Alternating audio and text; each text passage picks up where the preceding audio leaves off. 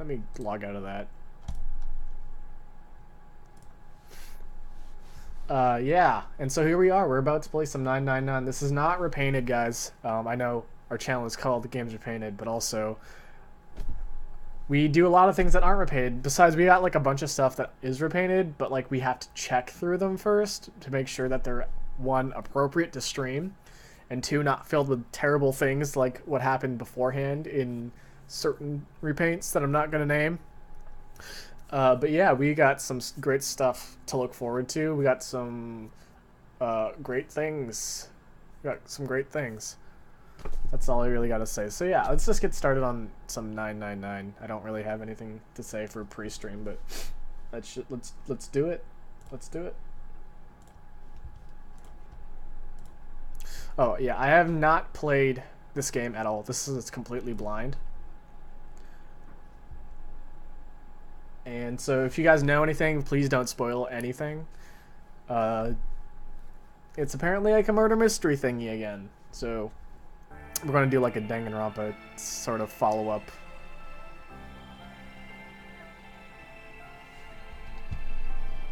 Why? Oh, it's a little quiet. Let me turn it up. Oh, you can see my sound devices. And my calendar.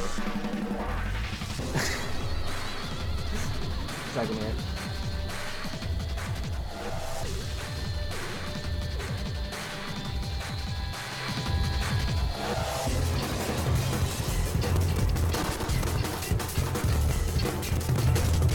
I think that'll be good.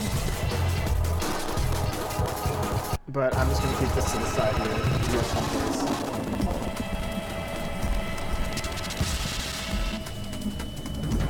This is also made by Spike Chunsoft. Yeah, I saw that and I'm really seek a door that carries a 9.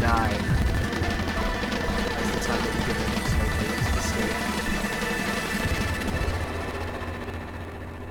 to now it is time. Also, my sound is like flipping out on me. I don't know why that is, but that's a thing that's happening. Let's see if it'll continue doing it. Let's start. Yeah, I just booted this up to see if it's would play, and yes, it does. How come this isn't the PC version of the game from Steam? I didn't even know there was a PC version of this, but you know, maybe I should play that instead. This game is fiction. Hold on. Let me check. Let me check Steam. If it's on Steam, I might play that version.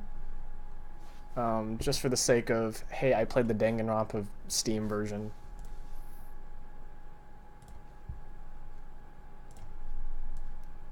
And you guys just keep seeing my Steam.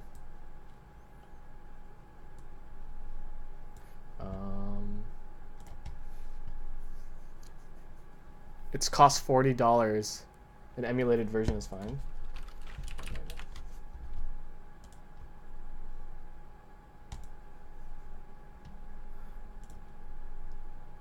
It looks like it's all the games, though.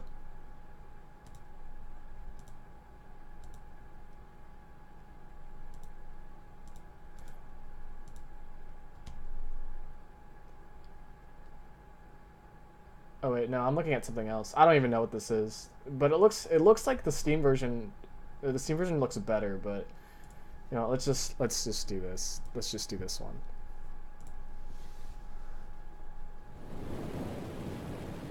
You gotta be fiscally responsible. No!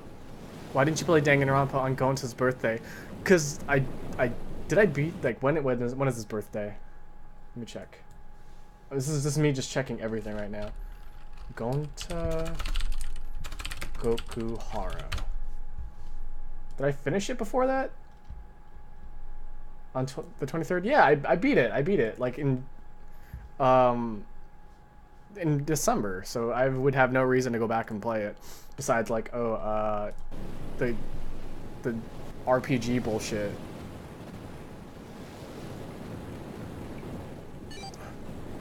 Nine.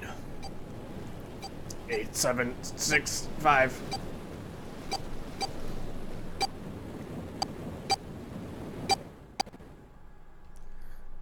Is it supposed to sound this chunky, or is this like my sound card doing something funny? Maybe I don't have a really good audio plugin?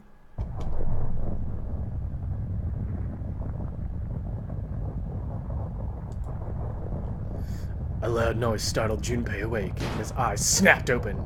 As they adjusted to the light, he realized that he didn't recognize his surrounding. Ow! Sound shouldn't be like this.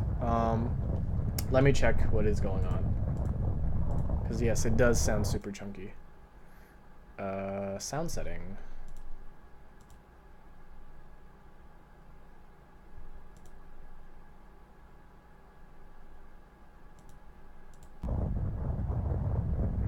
How does that sound? Does that sound better? I just hear like a bunch of low rumbling noises, so that's really all I hear.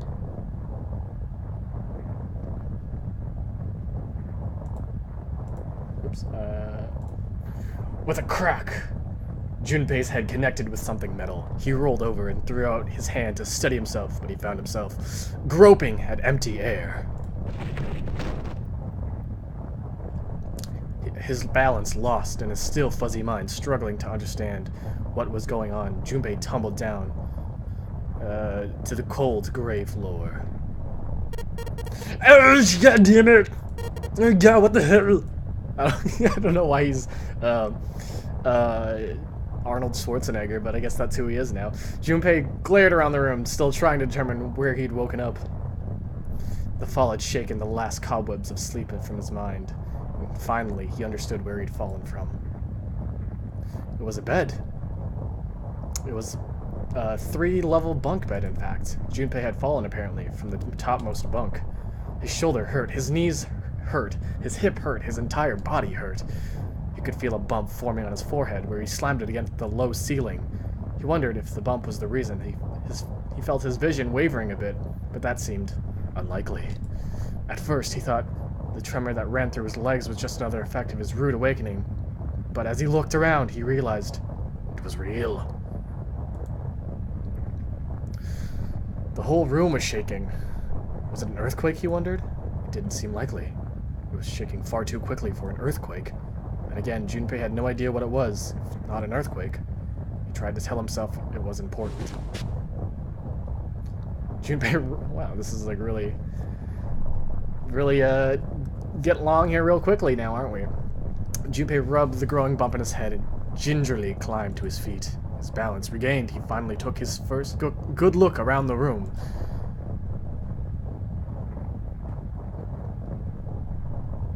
It looks a little nice. This is probably pre-rendered, but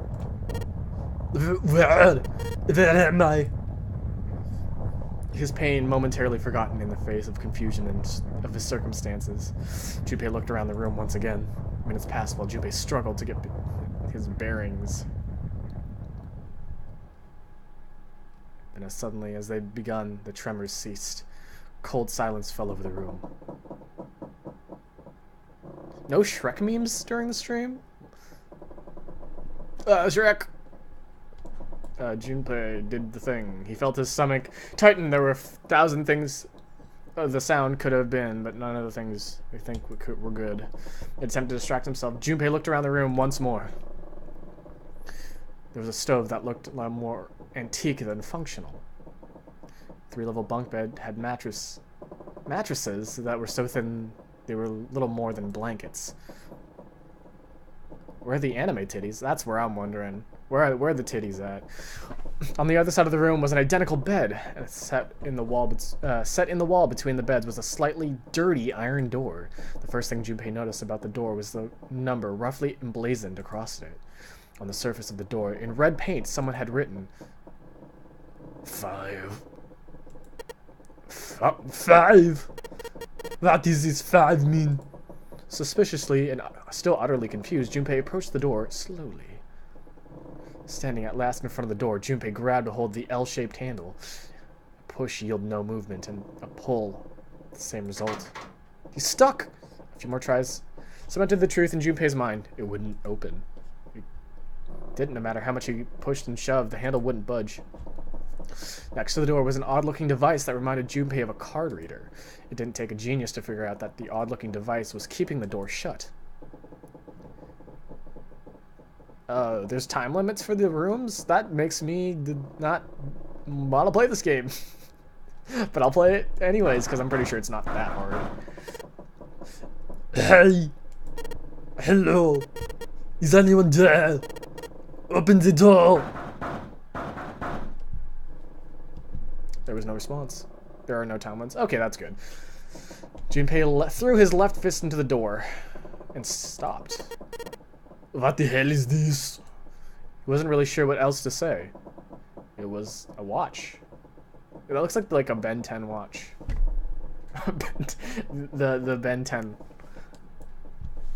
The center was a large LCD display. It looked nothing else so much as a watch, but it clearly wasn't that. It only showed a single number. 5. That's the same as the door. Sure, the numbers were the same, but he had no idea what that might mean. All he knew is that it was strange, and he knew he wanted it off.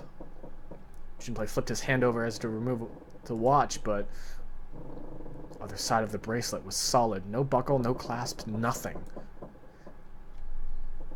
Sigh, he flipped the thing back over. There was a number of rivets around the rims of the face. Perhaps he pushed them, but nothing happened. On a watch, they might be dials for adjusting time or date, but on this bracelet, they did nothing. Junpei was at a loss. What was he going to do? Growing more desperate, he began to tug at it. However... Damn! It's no good! Damn thing won't come off! God. A steel ring ran from the face around Junpei's wrist back into the face. He wouldn't be pulling the bracelet off any time in the near future. What the hell is this thing? My Schwarzenegger's just getting worse and worse as time gets going. So much was happening and none of it made sense. Junpei felt as if he were about to explode. Where am I? Why the hell am I here? Why? Why? What the hell has happened to me? Oh. And at that moment, he noticed the window. He could leave. His round-rimmed, riveted brass-look window from the early 2000th century ship. What? Wait, am I in a ship? Junpei walked slowly towards the window. He could see nothing beyond it but thick, impenetrable darkness. Junpei squinted, trying to see something, anything. It was at that moment... Oh. What? You got to be kidding me. What the hell is going on here? Oh, shit. Hold on. I don't think my controller is configured correctly. I'm just using my mouse.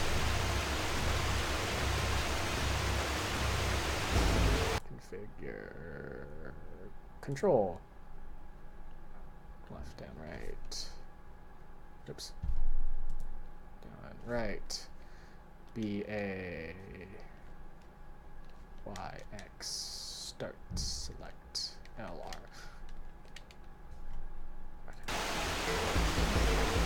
Okay, yeah, it's working. I don't need buttons? Well, I just did it anyways. What the hell? Oh shit, you can't see it, I'm sorry. What the hell, goddamn? Junpei yelled and spun around. His feet slipping on the water. Already coming through the window, he ran for the door. Hey, anyone? Is anyone there? Come on, if you're there, say something. There was no reply. As Junpei screamed and pounded on the door, the water began to rise. It was now ankle deep on the floor and quickly rising towards his knees. Things were not looking good for Junpei. Not good at all. He needed to find a way out, and quickly. Junpei ran a hand across his forehead, brushing the sweat out of his eyes, around the room.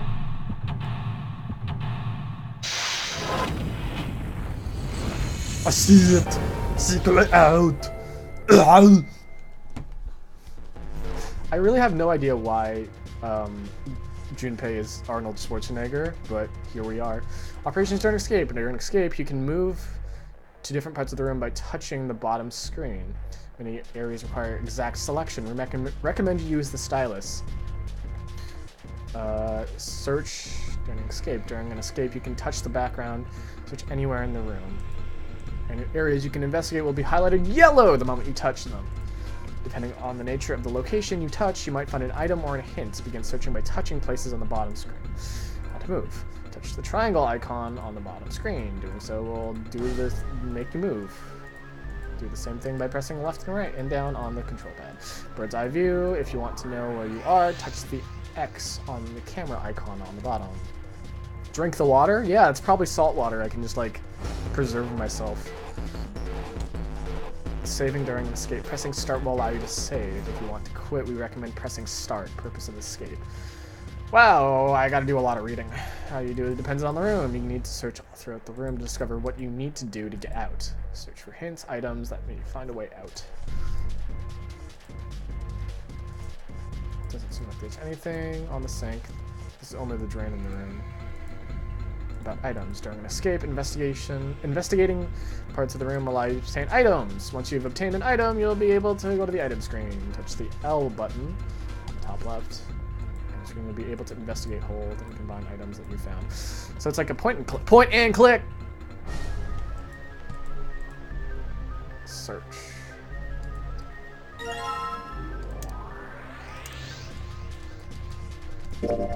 Old picture frame. There's a picture of a ship in it. There's screws in the back. Can I not, like, undo them? I need to get a screwdriver, don't I?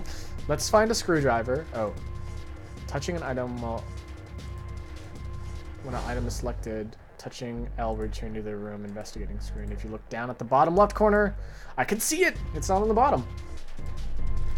That shows that you're holding the item. If you hold an item while investigating the room, you may trigger a reaction. Meow! Meow! What is this?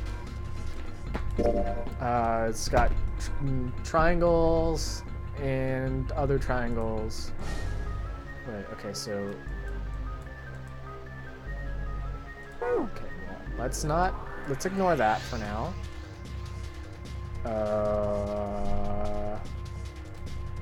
Looks like we've got a light here and electricity. Okay, well, let's look inside here. So it opens easily enough. Sure wish the door to get out of the way wasn't easy to open. There's a screwdriver in here. Well, what is this? It looks red. Yes. Okay. So I can combine this with that, and I can get a picture of the cruiser. Oh shit. I can't rotate. How do I rotate? I want to rotate it this way. Go that way. That way. This. Nope. How do I rotate? Rotate. Rotate. Rotate. There we go.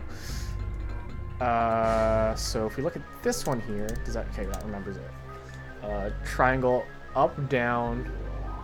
So like up, left, down, right. But then it's like solid, clear, solid, clear. So like 7, 7, 4. 7, 4, 6. 7, 4, 6. 3. 7, 4, 6, 3. I just did this. It might be a good idea to write stuff down. Who needs to write stuff down?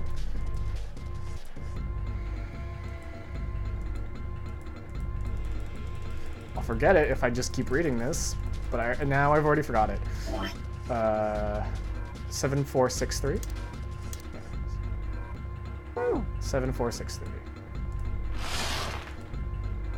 I wonder what this is for.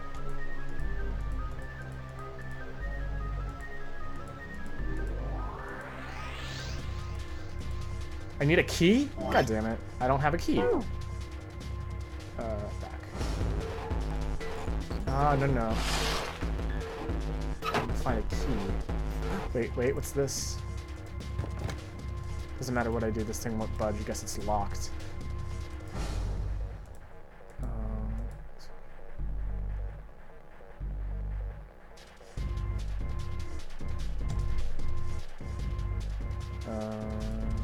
Water just keeps pouring through the window. like a waterfall. I don't think shoving something into the window is going to stop the water. In other words, if I don't want to die, I need to find a way out of this room. What a, like, it just fucking throws, I'll crawl into the pipe and find a way out. That's a genius.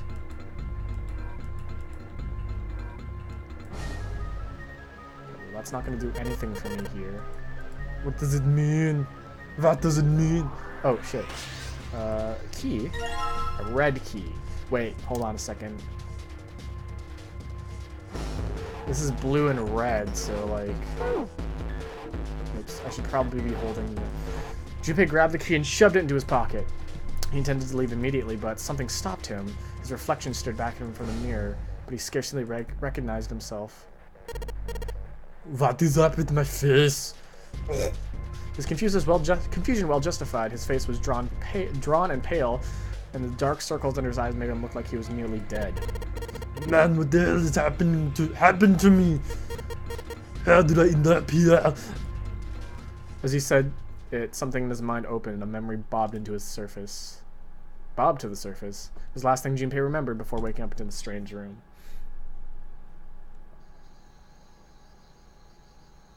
Plug the window with your big, meaty Arnold Schwarzenegger voice. Junpei shuffled up the stairs and opened the door to apartment 201.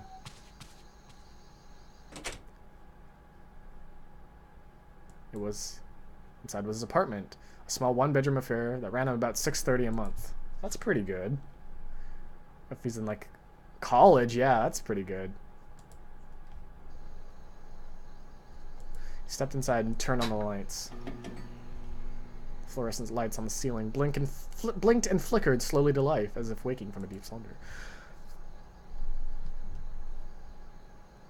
Does my voice sound like my impression of Junpei sound more like Shrek or like Arnold Schwarzenegger? Because people are saying Shrek, I'm like, that's not Shrek. Magazines piled up in the corner, the textbooks collecting dust, CD cases, blah blah blah. He's a sloppy ass bitch. One thing didn't belong. There was a breeze. Breaths of cold night air wafted in his apartment, carrying the smells of autumn with them. The white curtain framing his window swayed gently in the wind. That's weird. Did I leave that open? Junpei walked towards the window, and he realized that the person crawled into his apartment and has standing right behind him with a knife. Look out. Do not turn around. Nothing seemed out of the ordinary. Junpei shrugged, and then he just left it open earlier and closed the window. Arnold Schwarzenegger. Oh god, he's standing right behind him! Junpei turned and found himself face to mask with a man dressed in all black. The man wore a deep hood and a bulky gas mask. His face was entirely hidden. Junpei tried to scream, but all he could manage was a strangled croak. He tried to step towards the man, but his legs could no longer support his weight. Junpei collapsed on the floor, a crumpled heap of limbs like a discarded puppet. Too late. He noticed the white smoke that quickly filled his apartment. A small object, shaped distressingly like a grenade, sat on the floor like in front of his face, hissing. The white smoke poured out at an incredible rate. The smoke had grown so thick that the details of Junpei's apartment began to fade into the white haze.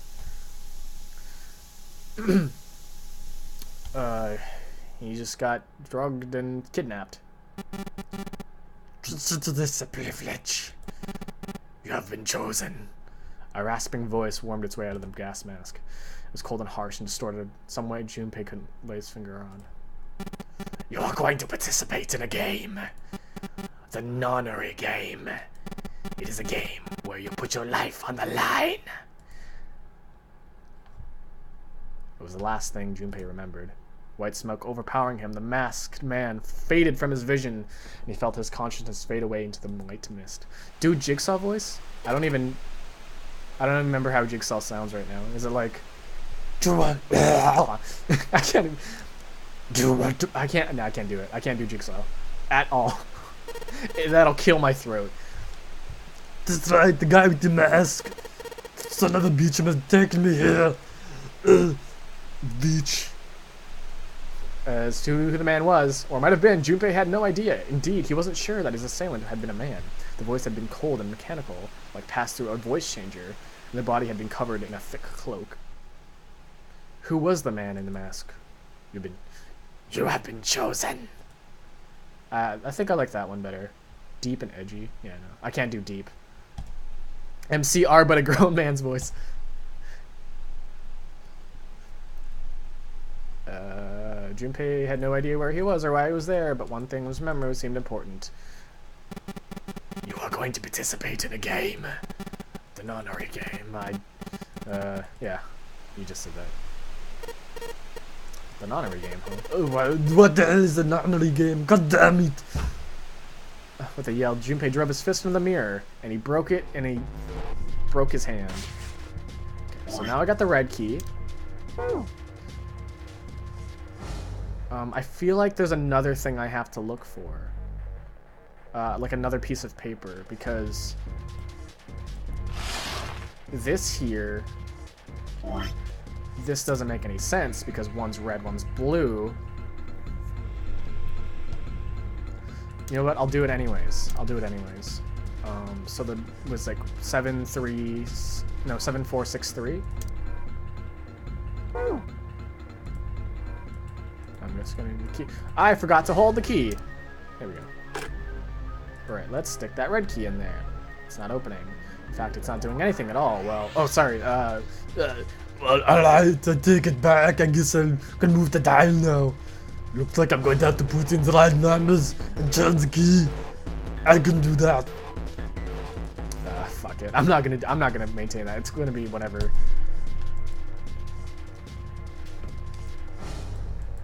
It's gonna be whenever it says his name up in the top corner there. If he's like talking to himself, I'm not gonna do it. Operation instructions. Touching the dial will cause it to move the next number.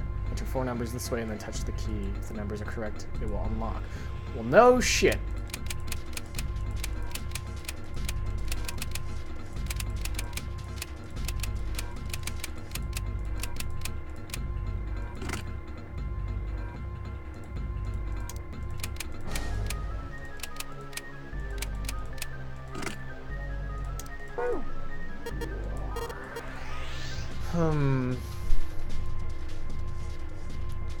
I think it should open up for the right numbers and put in the key. Well, the key's already there, so let's look for... No, not you. This one. Oh, shit. Maybe there's something over here? Oops, that's not what I want to touch. Table, water's pouring onto it like a waterfall.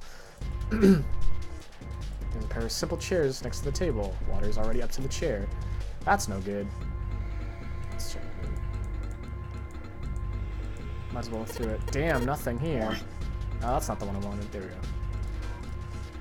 I can't bring myself to call this a bed. It feels like a board with a sheet on it. It's pretty flat. Let me... Okay, let me... There we go. Okay, so if we combine that with 7-6 and then 8-5. Oh,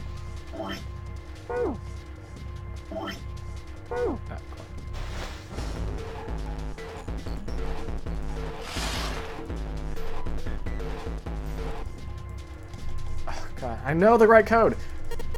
Okay. Oh my God. I know this. I just did this.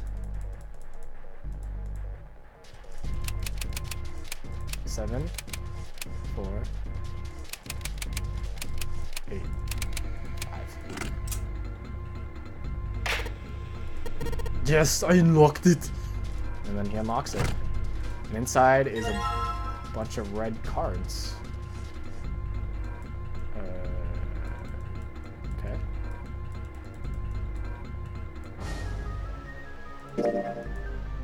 These look like key cards and there's a number on each one. 1, 2, 3. Okay, so let's go back and let's check. Let's check the numbers again because I forgot what they are. So it's be 0, 2, 0, 2, 8, 4. Except I don't have a key.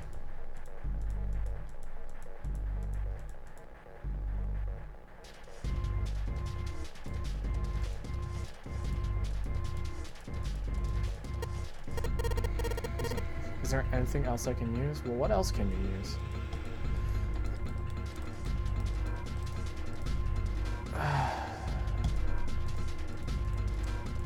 Well, what if I just...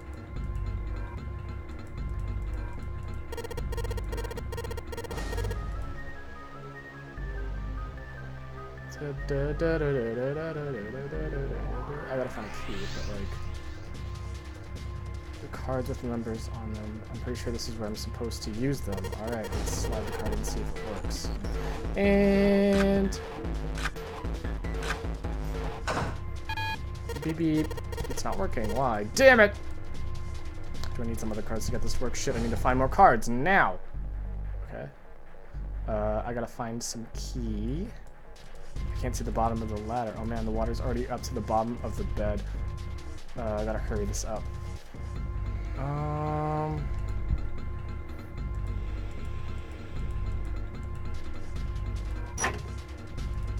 shit, maybe in the fucking thing up here?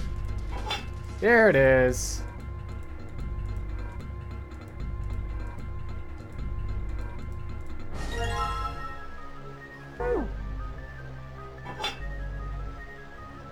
Oops, oops. Okay.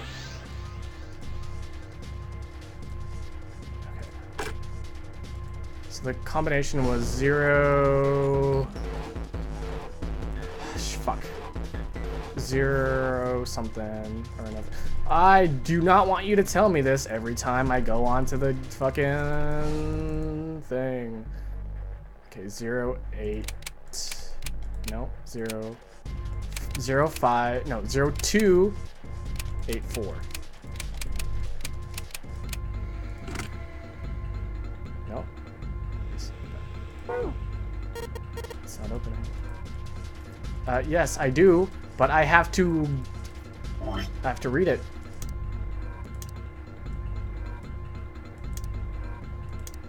Zero, 2... Oh, shit. 0, 2, 6... 0, 2, 6. What was that one? 3? 0, 2, 6, 3.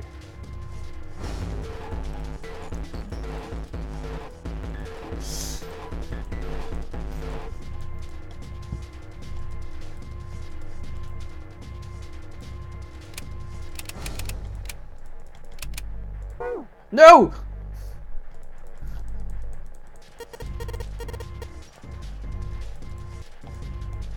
Is this also live on Twitch? Yes, it is. This is also live on Twitch.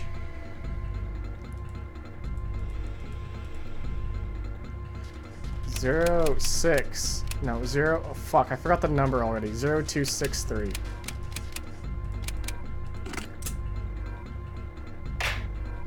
Alright, let's see if these numbers work. I turn the key and hey, it looks like it's working. Yes, alright, let's open it up. Yes, it opened. Looks like there's something in here. What is this, a file? File screen. Okay.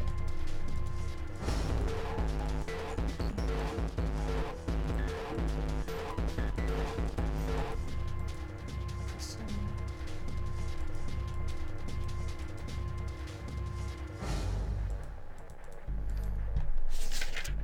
Let's see what's in here. The digital root. Let's see here. Compute a digital root. Following steps. First, add all the numbers in question to one another. If you end up with something greater than a single digit number, add the digits to one another. For example, if you have 12, then it'd be 3, right? Keep adding the digits in this manner until you have a single digit answer. The final single digit is your digital root. Okay, so 6, 7, 8 would be, so you'd be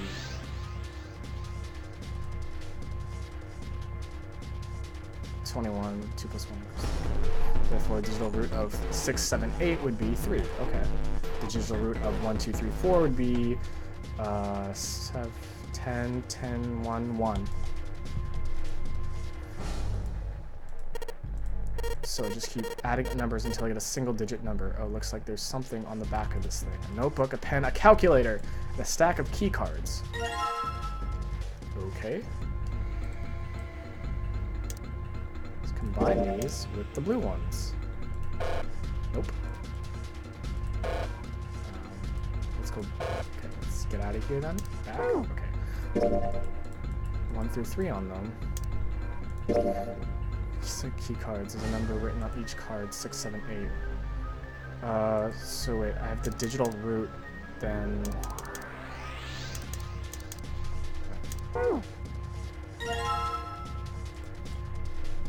Calculator. The calculator can be used during an escape or during a novel sequence. During an escape, you can access it by pressing a Y. This will open the calculator. Operate the calculator. So the calculator numbers on the cool, the top of the things, and the bottom of your answer. Also calculate digital root. It's important to the progression of the story. So, 5.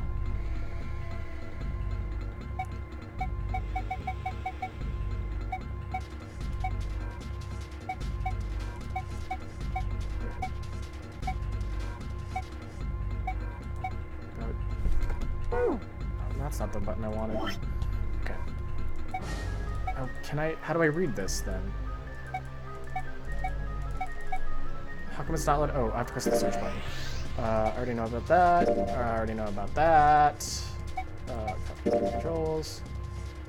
Touch numbers on the bottom. Wait, where's my calculator then? Just keep examining it.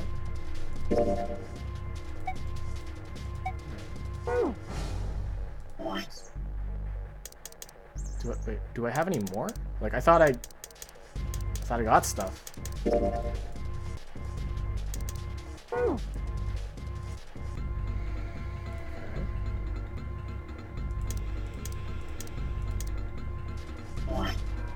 thought I had a calculator somewhere. Did I just misread where the calculator is? Because I don't know where the calculator is. Press the Y for calculator? Oh, okay. So I actually have to press a button there. So 1 plus 2 plus 3 plus 6 plus 7 plus 8. 9.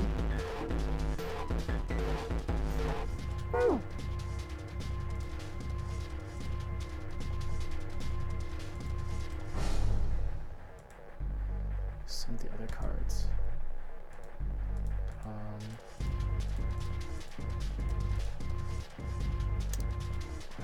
So what if I do this? There aren't any more cards in here. Oh, I got one other hint. Of course, the files! Oh, sorry, I did that wrong. The files! Digital root. Digital root, huh? What am I supposed to do with... There's a 5 on that door. Oh, do I have to get a digital root of 5? Not really sure about this. Whatever, it's worth a shot. So, to get a digital root of 5, I should get 23, right? So the first thing would be to get 23 by adding that together would be 5, 6... No, I don't have a 5. So 6, 7, 12... 8? It would be 20... Yeah. No, 20... plus 1. So 6, 7, 8, and 1.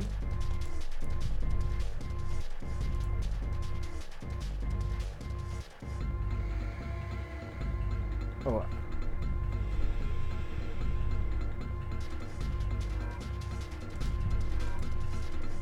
Wait, I can only use 3 though? Oh, yeah, it looks like I can only use 3. Okay. To get 14 would be like that.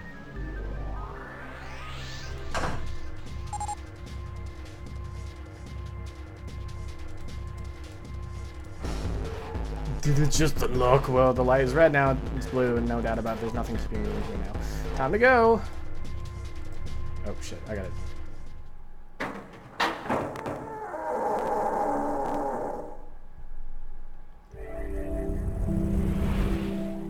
I found him!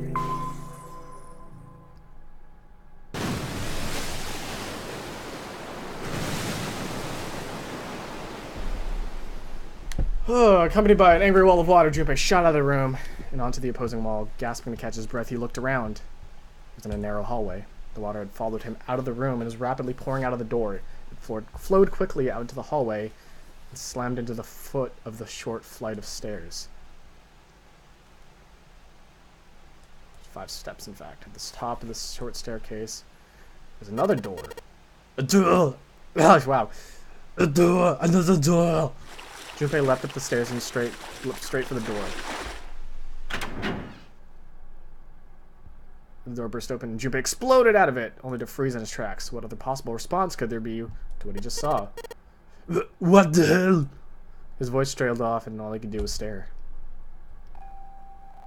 Is this the Titanic? This looks like the scene from Titanic. Solid wood, Art Nouveau. Embellishments, decorations covering the wall and pillars. It looked like nothing so much as the entrance to a luxurious mansion from the early 1900s. Junpei couldn't help but wonder, was he really in a ship? I mean, if water is filling up this ship, and the beginning of that place looked like the Titanic, I'm guessing we're in the Titanic. Yeah, that is what I thought. This is totally a boat. Oh, wow. That was far off from Arnold Schwarzenegger than I have ever tried. Well, shit, I got to get out of here. Junpei spun around, his wet shoes squeaking in protest on the polished floor as he ran towards the tremendous staircase in front of him. C deck. B deck. As he ran, he glanced quickly at the plates and mounted on the walls, denoting the decks of the ship. He took the stairs 2 at a time, not entirely sure where he would find himself, just as he began to wonder where, in fact, the stairs did lead. Who are you people? He stopped short, nearly tripping over the next stair, and looked. It wasn't just one person he'd seen. On the landing to the top left of the stairs were 4 people staring at him. And on the right side, 3 more. I was told there were 7 of them. As though they looked like they had been on their way down the stairs, they'd stopped short when they saw Junpei, their eyes wide. He'd done the same, of course, and now they stood there staring at one another. Junpei didn't move, one foot placed awkwardly in the next step in the middle of his stride. Who are these people? This entire interaction lasted only a matter of seconds. Wow. The woman spoke to Junpei, and time began to move again. You have a lack of clothing on the upper half of your body now, don't you? The woman was dressed, Junpei thought, like a dancer. Is that going to be voiced now? Because there's one. I guess there is one of us now. I don't know I don't know what voice to even use for her. Whoa! Whoa! Did you see that animation? She like moved. Hey you! Come on, hurry! With no further ceremony, she ran straight past Junpei. I think of her like a sultry voice. Followed the strange woman. First past Junpei was a young man with silver hair. He looks like he's gonna like do some dude bro talk. One of us, huh? Following him was an older man, facing fear. Soft wrinkles spread from his eyes. Came close enough as he passed Junpei to see a wisp of gray hair. His composing shock of hairs struck Junpei. He feared like an elderly lion. Going up won't do you any good. There are 2 doors, but none of them will open. And next to the speak was a girl with pink hair and a high voice. Come on! Aren't you coming? You gotta hurry! Her small hands wrapped around the wrist of another man. Who are you? He's Nicolas Cage.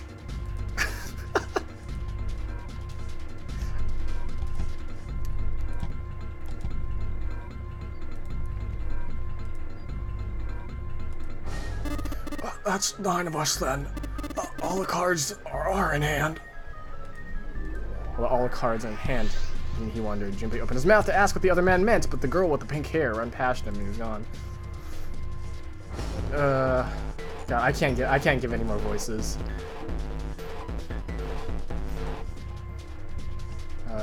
One of them had hair like a bird's nest. Is that the guy on the right? He's a veritable mountain of a man. Scrawny one said nothing. He scolded. past Junpei as you were running from something. Hey, what the hell are you standing there for? Didn't you hear him? I don't know why he's like new, like Brooklyn, but that's what came out of my mouth. The doors on A deck are no good. We gotta check the doors on B deck. Got it? Now go. Don't get attached to the names. Well, his name's Mountain. He looks like a hobo mountain. With no more effort than Junpei, you would brushed him aside like a fly. The man shoved him out of the way. Thrown off balance by the man in recent events, it took Junpei for a few steps to get his bearings. He finally regained his balance and looked at what the other 7 had been running towards. 5. 2 pairs of doors. Large iron doors set into the walls in front of him. They looked quite sturdy, and each had handles jutting from them. Run across the surface of the door, and on each door was red paint was a number. Ah! The door on the right had a 4, and the door on the left had a 5. They're the same. They're the same! Sorry, I forgot to do Silver. Junpei decided to call Silver. He's mumbling to himself. The room I woke in had a number on the door just like that. You too, eh? The arched eyebrow lion looked at Silver. My cell was the same. A number of those on the door. I opened it, ran down the hallway outside, and I found myself in a rather grand room full of stairs, and as I suspected, with the rest of you. As though the floodgates had been opened, they began to talk at once. Me too. I did too. Yeah, a door with a... And it became clear that one of them had awoken with the room. Yeah, so... Yeah, we all saw the same thing. It's not important, we need to hurry. Yeah, I don't know. You think I don't know that, lady? Before the dancer had time to finish, Silver was already running. He grabbed a hold of the door labeled 5 and pulled. However, fuck!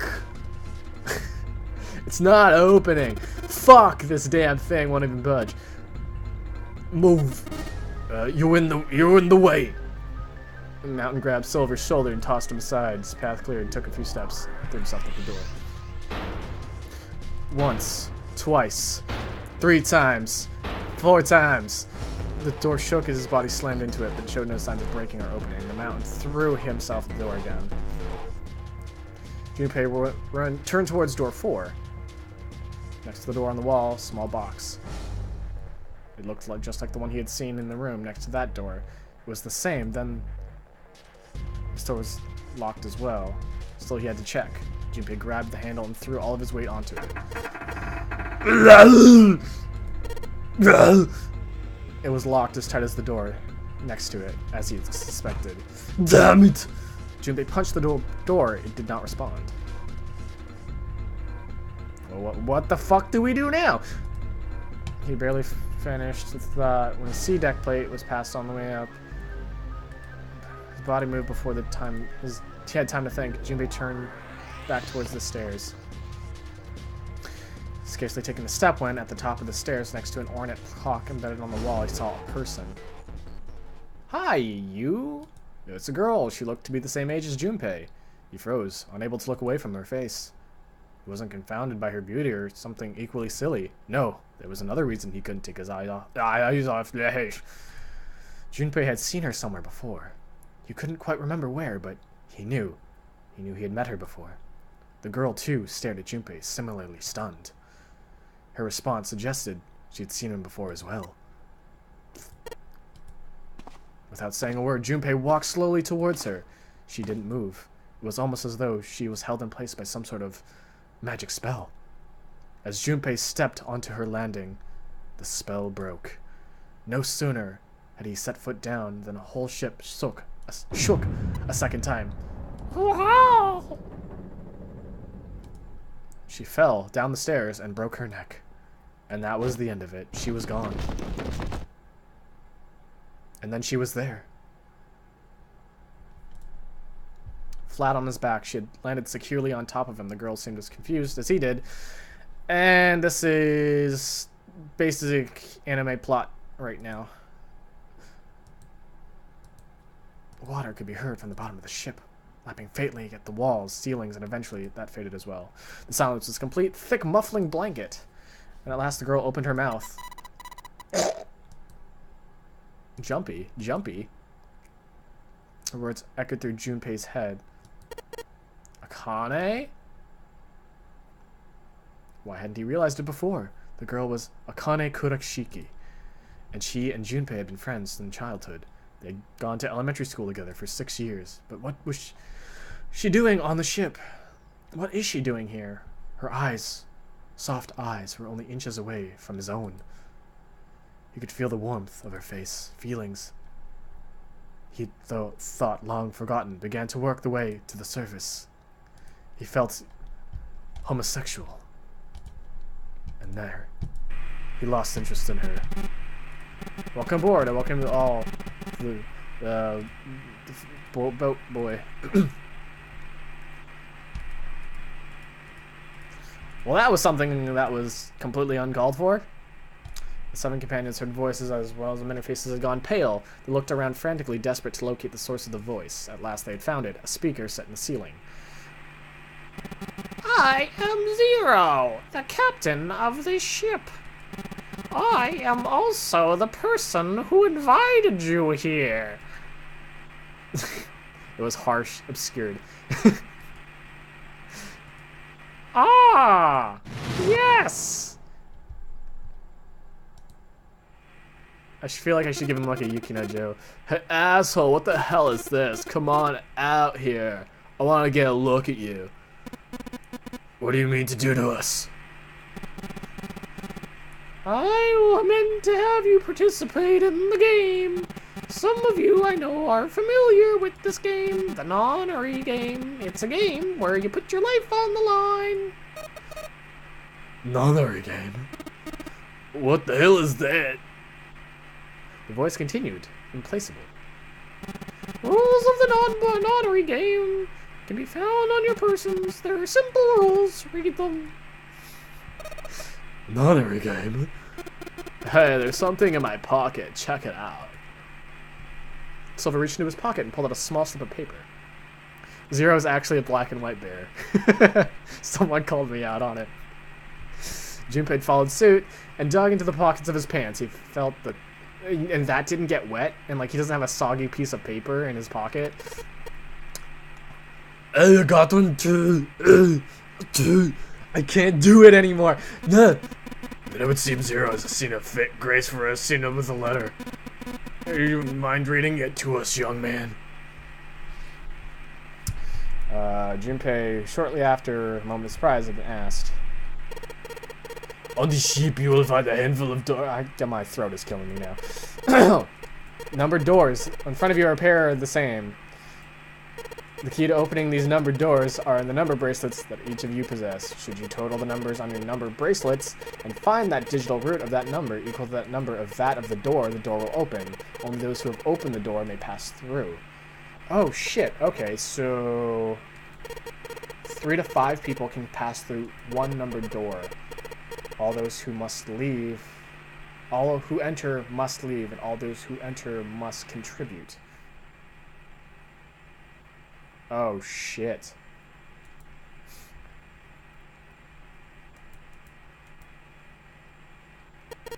The purpose of the game is simple. Leave the ship alive. It is hidden, but an exit can be found. Seek a way out. Seek a door that carries the line.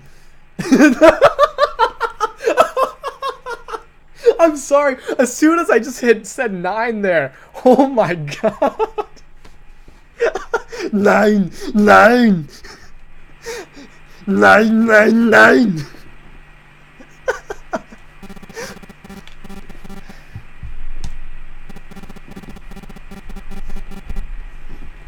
That's the game we're playing, guys. Boom, title drop. On April 1912, famous ocean liner Titan. Wow, we're on the Titanic. After remaining afloat for 2 hours and 40 seconds, it sank beneath the waters of North Atlantic. I will give you one more time. 9 hours. That is the time you'll be ready to make your escape. The voice finished and the speaker went silent.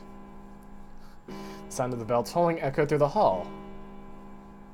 It came from the dance hall just adjacent to the stairwell.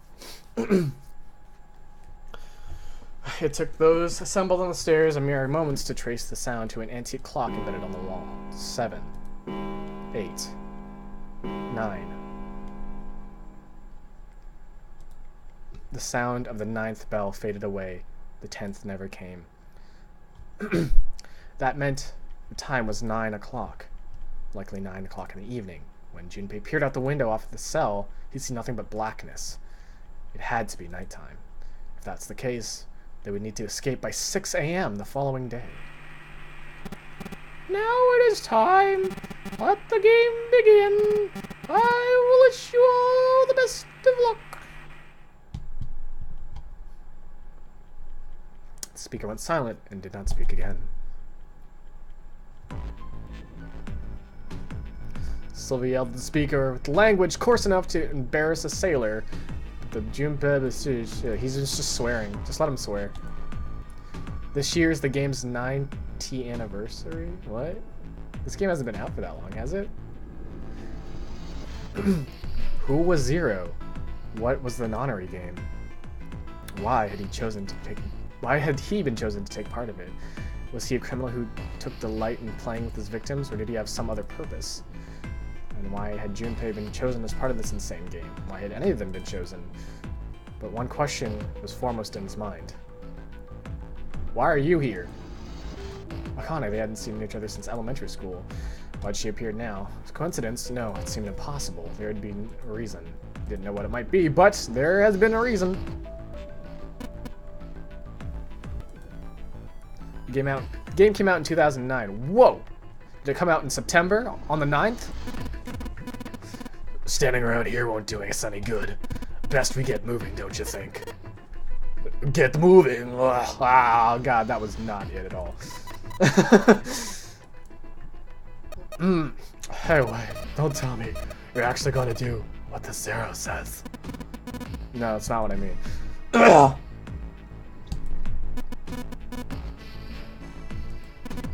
After all, we haven't really examined this place yet. What?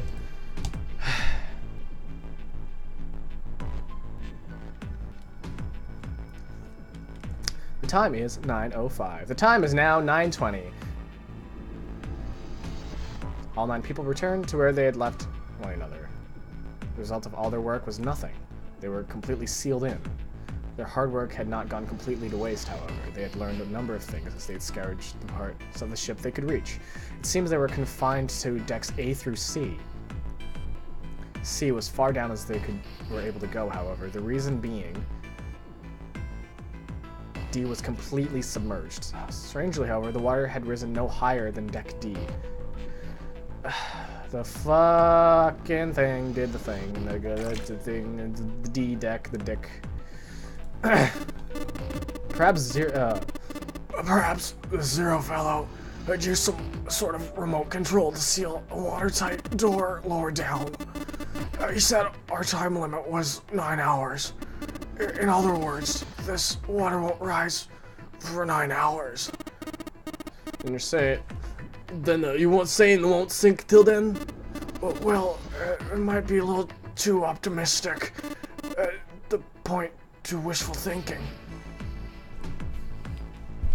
3 metal doors on deck C. Single doors off the side with 2 more walls facing the central staircase. None of them had numbers, verification devices. They were just, however, locked like the other doors.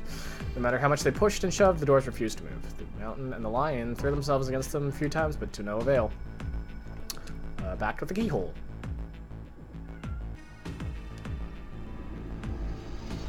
The 2 other doors on deck C, clearly there were elevators. Each had a button next to it, upside down triangle. There was no response. Apparently there was no power running to the elevators. To the left of the elevator doors was a card reader. Strange mark on it. Looked like a lowercase h. That looks like a horoscope star sign. Didn't know you were secretly Nick Cage. Oh, I didn't know either. The symbol of Saturn, yeah. It's an astrological symbol. Then the mark on the other door. the sun symbol.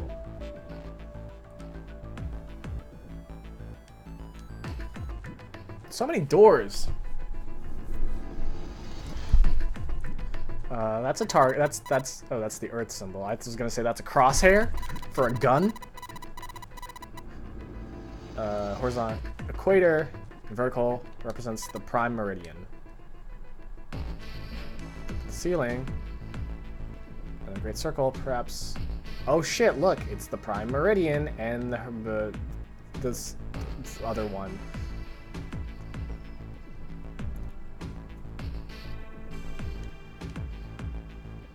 In other words, they were trapped. We're trapped, and the exits go nowhere. Junpei was not happy. No, I wouldn't be either. Well, I'm sure it'll go somewhere, just can't open them. And the mountain spoke. You don't know that for all we know, the walls can't take us in circles. God, no. I'm sure they go otherwise. What point would there be? We can't open them. Well, 2 of them at least. Open the 4 and the 5. And the numbered doors. All eyes turned towards the door with the numbers on them. The atmosphere in the room grew tense. Wait a minute. I think I said this earlier, but I don't think we should do that. The dancer moved in front of the doors as if to block them. We have to be crazy to open these doors. Crazy!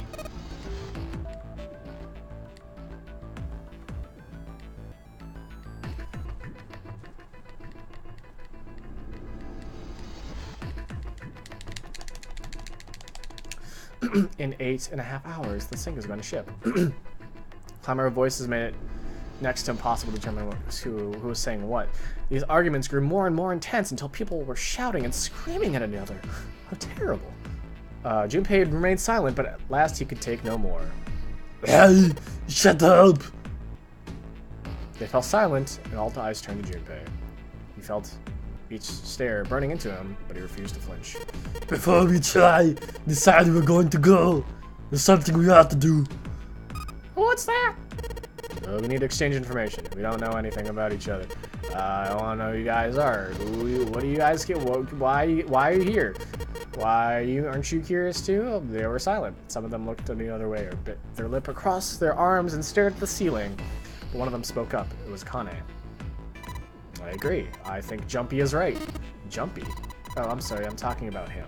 I would just call him Jumpy. His name is Junpei.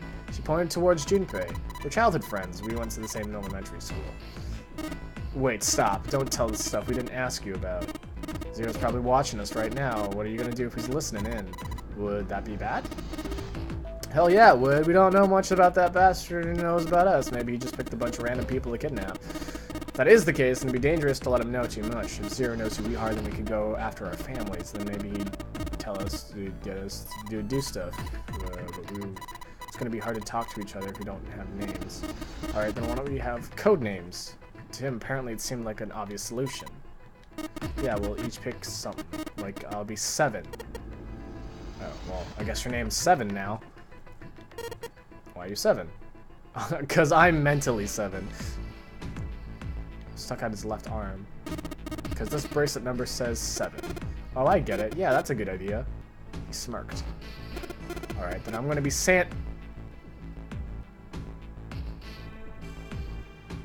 Who? This guy's an idiot. Oh. That's why your name's Santa. Can we just call him Sans?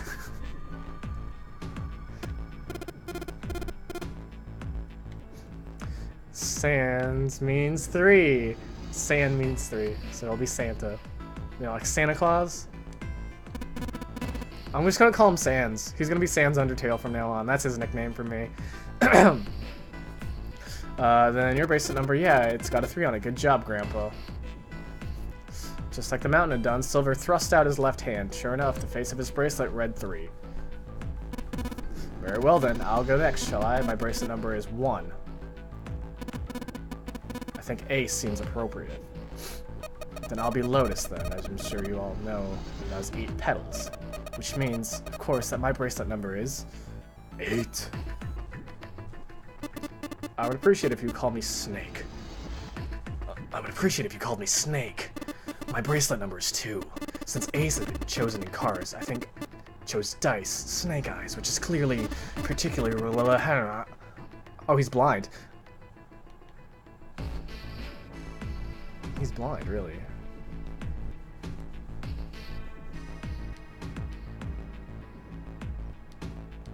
Colonel, I'm stuck in a ship filled with children. Colonel! Colonel! Colonel, I'm stuck in a snake pit. I want to be Clover. You know, like a 4-leaf clover. Good luck, right? Almost looking bored, she held out her left hand.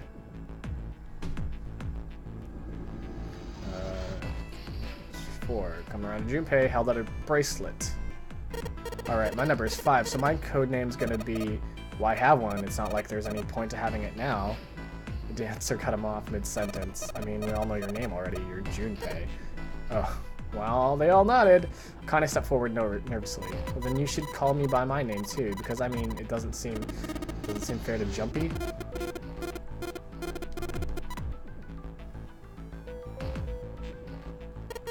What's your bracelet number? 6. She claimed the bracelet's face showed a 6. Alright, then why don't we call you June? You know, it's the 6th month of the year, so you're June. Wait, hold on. No, I was overthinking it. I was thinking about Saturn, the symbol for Saturn. And I was like, is her birth year in June? Like June and Junpei! Ha, get it?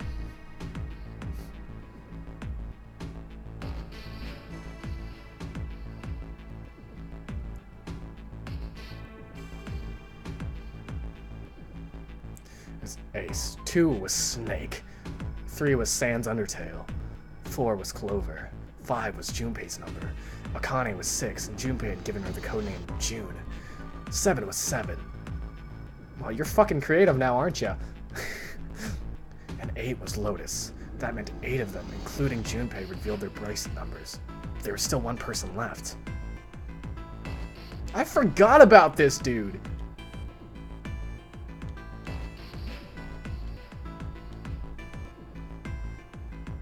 His skin was pale, breathing was heavy, knees weak, arms spaghetti. His nervousness seemed suspicious or perhaps emotionally unstable. It's difficult to tell. Whatever the case, it seemed clear that he'd only had fingertips worth of grip on his sanity. The girl with the pink hair, Clover, walked up to him slowly. She put her hands on her hips and eyed him suspiciously.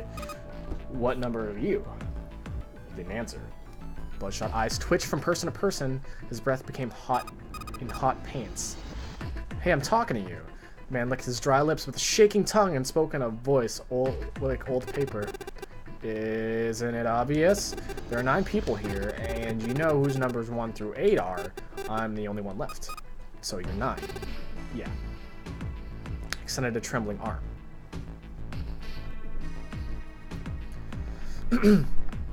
Extended a trembling arm. Does his bracelet indeed say 9? Clover looked at it contemptuously. What's your code name? Code name? I feel like he needs to have a dink voice. I don't need one. I don't even know how to do dink voice. Because I'm not going to stay here with you. Ugh. If I ever remember these voices when my throat isn't gonna kill me. You got some sort of plan? I do. Oh. What's that? Yeah, sure you wanna know. I can't even do a dink voice. Alright, let me show you. I'm going to do this! And then he ripped his clothes off. Oh. By the time he realized what he was doing, it was too late to stop him. The man's body moved like a snake's. In the blink of an eye, he had slid around behind her and wrapped his arms around her waist. What the hell do you think you're doing? Sans Undertale leapt forward towards Clover and the 9th man. He was halfway there when, stay back! The man's hand dove into his pocket, and he pulled out a knife! Like Sans Undertale. A pocket knife, he held it onto Clover's pale, quivering neck. If you get any closer, I'll cut her open. Sans undertail skid to a halt, snarled at the scrawny man with the knife and gritted his teeth. That's right. The man's smile was neither friendly nor reassuring. Sweat poured down his neck, soaking in the collar of his shirt. Clover, are you alright? The prince's voice, Snake, sounded oddly concerned. Yeah, I'm fine. Her voice shook, making words even less convincing. What the hell are you trying to do? I told you. This is my plan. What are you gonna do to her, you sick son of a bitch? Don't worry, I'm not gonna do anything to her. If she does what I tell her to, I'll let her go. Keeping their distance, Junpei and the others followed. Eventually, the man reached the wall. He gave her a start. As his back touched it, glanced towards. Spoke. Verify. Left. The left. On your left. Do you see the device on the wall? Place your hand on the scanner panel, the round part. What if I don't? The man's nostrils flared and he looked like he was about to choke. Are you an idiot? What do you think? I could slit your throat right now. I could kill you if I... All I need is your bracelet. Just do it. Do it now, Gohan. He pressed the knife against Clover's neck hard. Slowly, she stretched out her left hand towards the device. Her back was to it, and she had to feel around for a moment. She found the circular panel. Cold electronic noise on the display of her hand. An asterisk appeared. So that's how it works, Junpei thought to himself. By placing one's palm on what the ninth man had called the scanner panel, the user's bracelet number would be entered into the device. Should you total the numbers on your numbered bracelets and find the digital root of that number equal to the number of that of the door, then the door will open.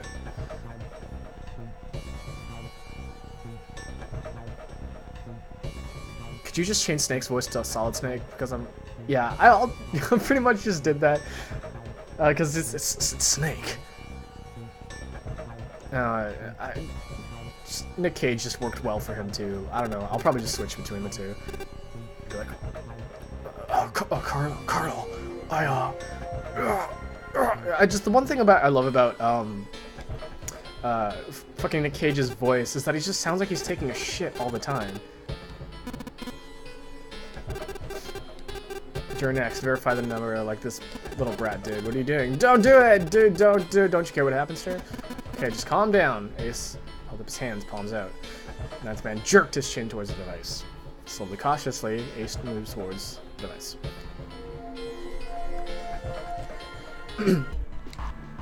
Now verify. Ace nodded and placed his hand on the scanner panel. The device beeped again and the second asterisk appeared. The device Clover and Ace's numbers 4 and 1. Okay. Goes 9. 4 and 1 and 9. Oh, oh wow. He's got an easy way of doing this. Because he can just have a multiple of single-digit numbers and then 9. That's automatically the root the digital root. 5 and 9. 9 and 14. 14 and 1 is 5. Or 14, like 1 and 4 is 4. Man, he's got the best number. Or maybe like the worst number. Who knows?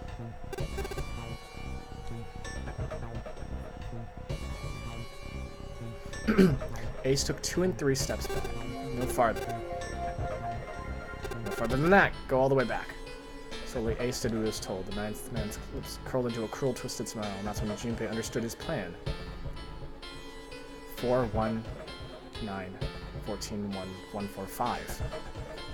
Behind D, Colonel. What's a Russian gunship doing on the Titanic?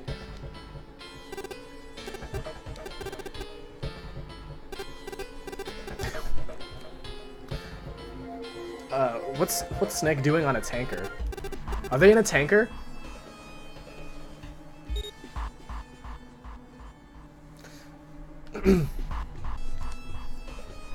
Dropped his hand on the lever in the side of the device and pulled.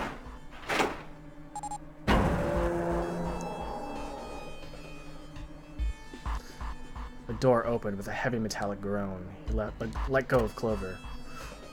Wait! Junpei leapt towards the ninth man, but he wasn't fast enough. The man shoved Clover and hopped through the door. Okay, have a good one, guys. I'm going off ahead now. Well then, goodbye. He was gone. The door ground shut with a dull clang of metal on metal. Metal on metal. Metal! Wow. Clover, are you alright? Snake ran to Clover's side as, as she lay on the floor. Oh, God.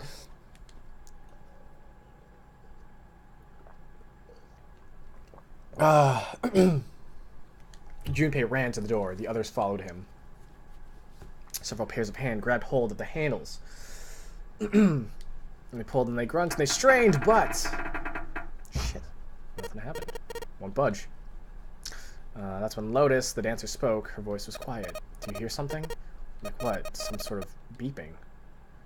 Junpei pressed his ear against the cold metal door. The others did the same. You're right, I can hear it too. What is it? They heard something else. It was the ninth man. Shit, why isn't it stopping? God damn it. You lied. This wasn't supposed to happen. This is wrong. This is wrong. Oh, his voice shook in fear. Safe on the outside, they stepped back from the door and looked at one another. What's happening in there? Open the door, please. I'm begging you. Help me. Help me get out of here. Get me out of here. Junpei grabbed a hold of the device. He slammed his hand on the scanner panel. Nothing happened. Why didn't it register him? He looked at the display where the asterisk had shown up. It said engaged. Oh my god, there's no time left. Listen, I was lied to. You lied to me. You put me in here. It was him. He killed me. It was him. At least I don't have to voice him anymore.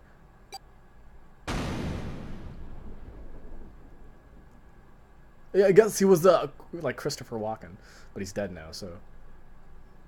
Right, goodbye, Christopher Walken.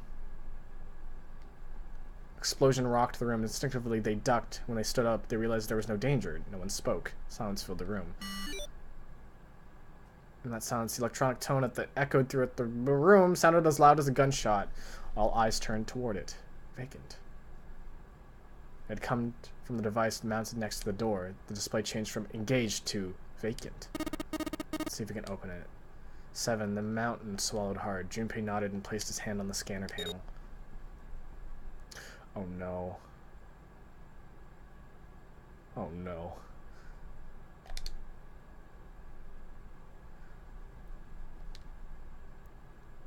It wasn't enough, however. At least 2 more people were needed. Junpei asked, which pair?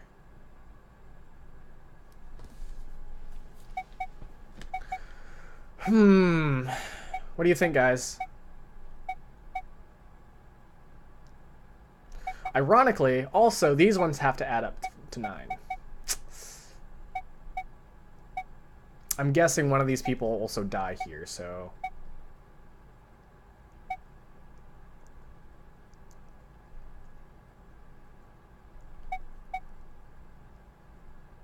Let's take Snake and 7.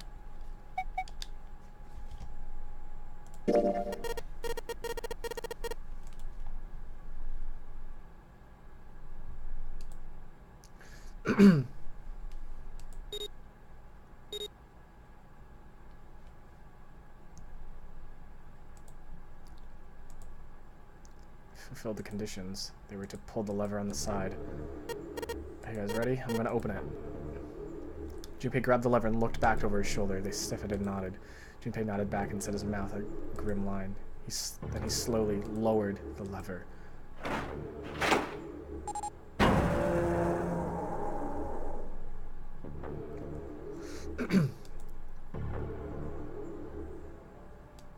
Stench that nearly made them gag. Junpei grimaced, put a hand over his mouth. Oh my god. Good god. Lotus and Ace shuddered. 7 grunted. Oh, that's pretty bad. Even Sans Undertale's voice shook. He blew up. It appears that Sans Undertale was right. The hallway of the other side of the door was splattered with chunks of torn flesh and dark red blood. Ah! A shriek echoed across the room. It had come from June. Then her strength left her, and she dropped. Junpei turned to catch her. The door groaned shut.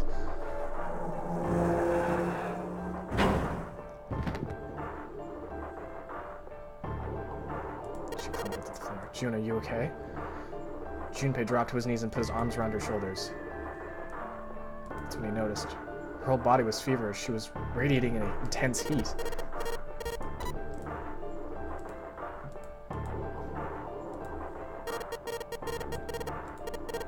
You think you can walk? She nodded weakly. Junpei lifted June to her feet and guided her to a nearby chair.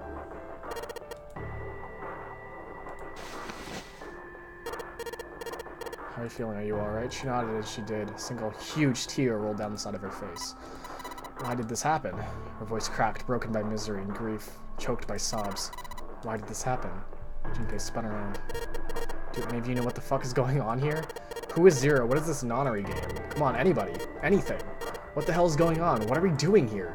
No one spoke. Ace, Snake, Sans Undertale, Clover, Seven, and Lotus. They simply stood there, 7 pairs of downcast eyes and 7 grim lines for mouths. June's body shook with silent sobs. They slowed as minutes ticked by, and eventually they stopped. He overcooked his Hot Pocket in the microwave. Oh my god. That's a wonderful, wonderful. Are you going to call him Sans Undertale the entire game? I am, because he's pulled a fucking... Do you guys know Japanese? San in fucking Japanese is 3. So I'm just going to call him Sans Undertale because he just did it to himself. 7, 8, 9, 10 times. We were sitting there for an hour.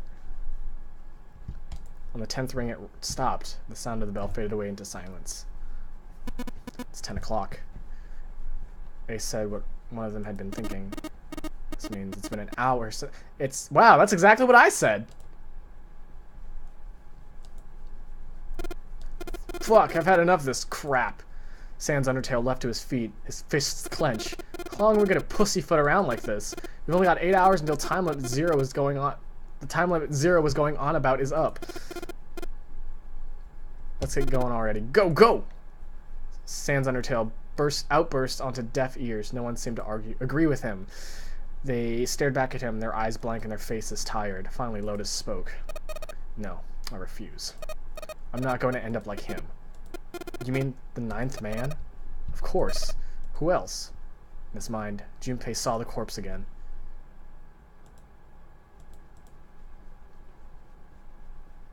Organs strewn across the floor, like blossoming of a grotesque flower.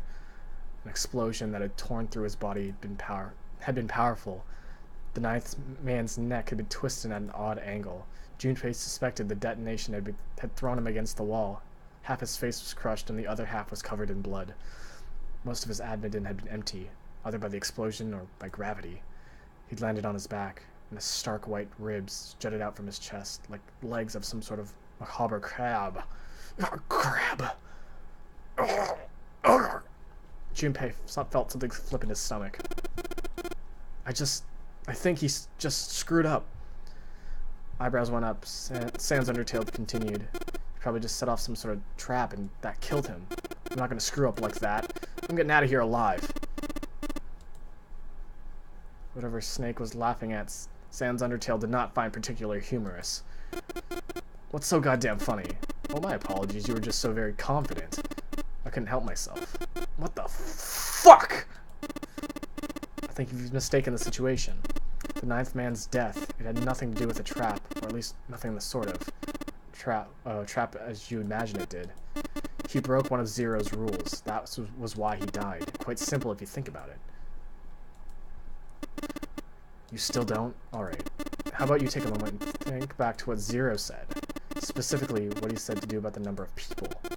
He said only 3 to 5 people can pass through one numbered door, right? And after that, you've forgotten the relevant part? What did Zero say? Sans Undertale furrowed his brow in thought. Junpei thought back. Zero said, everyone who was verified had to go.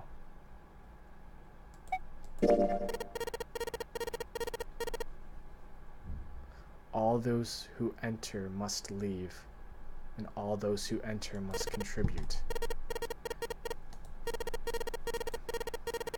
It means that groups of less than 3 or more than 5 can't go through. That's correct. Gold star for you, Junpei. The ninth man, however, broke that rule. He tried to pass through a numbered door by himself. That's why he was executed. Gotta go, bye, I love you. Well, bye, Final Dwayne. Thank you for joining. Making sure we didn't break any rules. I'm not so sure of that, because of this execution system is entirely automatic. You didn't notice? There's no need for him to monitor us. What do you mean? Snake looked at 7. It could only be described as pity inside. Very well, I see it must be me who tells you. I've waited long enough, I suppose. I hope that 0 might spare me the trouble, but it seems increasingly unlikely.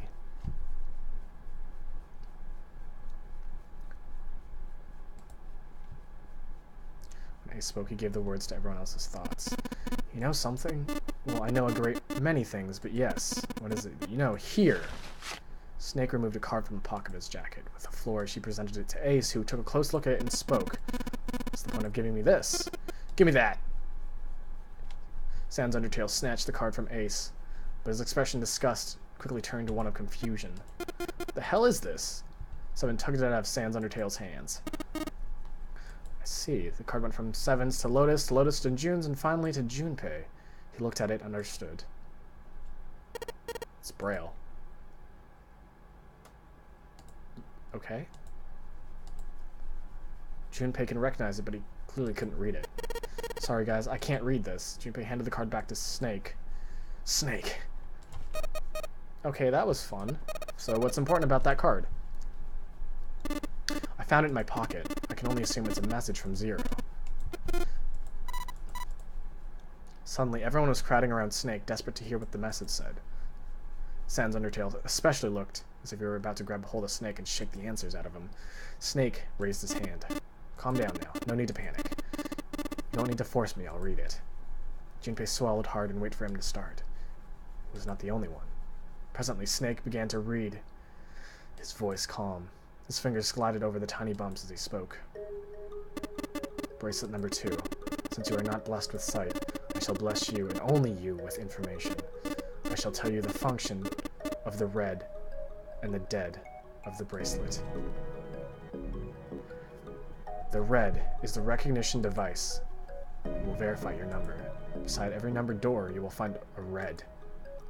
The dead is a deactivation device. It does exactly what it says. Once you have passed through the numbered door, you must use the dead to stop the detonator in your bracelet. Perhaps you're wondering, what does the detonator detonate? I'm afraid this may be something of a surprise. I've placed a small bomb inside of you, and the people whom you are about to meet. You swallowed it while you were unconscious. I've no doubt by the time you read this note, the bomb will have passed your stomach and found your way into the small intestine. In other words, you'll be unable to regurgitate it. I suggest you do not try. As I mentioned before, the bracelet on your left hand contains a detonator. Think of it as a remote fuse or timer for the bomb in your body. There's only one condition that will cause it to detonate. That condition is that you enter a numbered door. Once you have done so, the timer will activate, no matter who you may be. You will have 81 seconds. If, after that time, the detonator has not been deactivated, you will send a signal to the bomb in your body, instructing it to explode.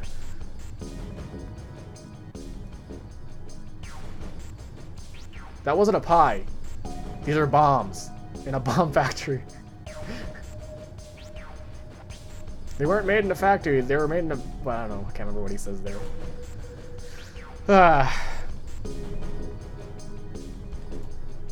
Pie bomb. Anyone who doesn't verify the number at the red will find themselves unable to verify their... Anyone who does not verify their number at the red will find themselves unable to verify the number at the dead. That is, if you try to pass through a numbered door without first verifying your number at the red, in 81 seconds you'll be dead.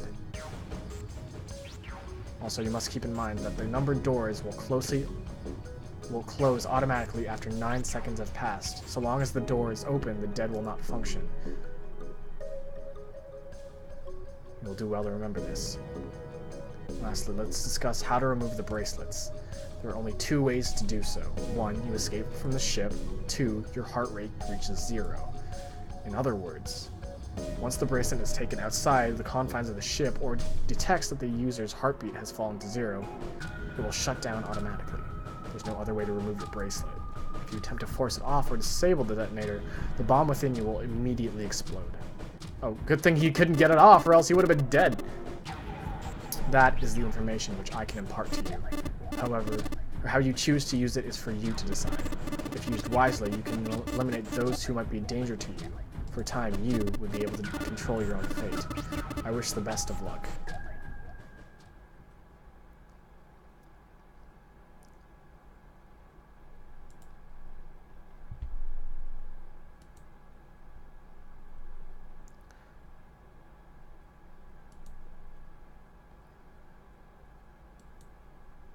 The Reds, Deads, and Bracelets enforce the rules. There were judge, jury, and executioner. In defiance of Zero's suggestions, both Sans, Undertale, and Seven put their fingers down their throats and began to gag. The rest stiffened. Some touched their stomachs, simply stared at their bracelets. Junpei gingerly touched his stomach. There was a bomb inside his body. The thought of it made him queasy. His stomach felt oddly hollow, and his legs were weak.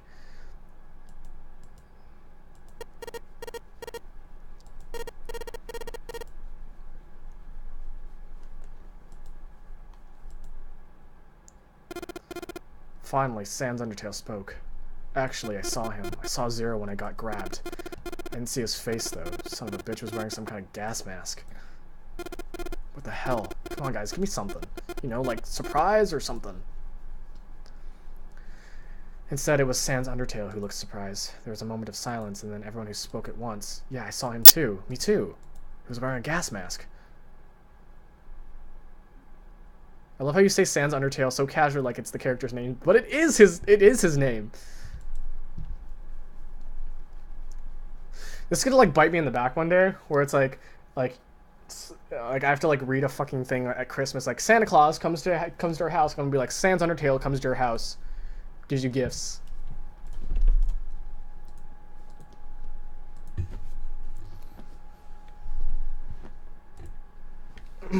Oh, I had an audio chip? I'm sorry.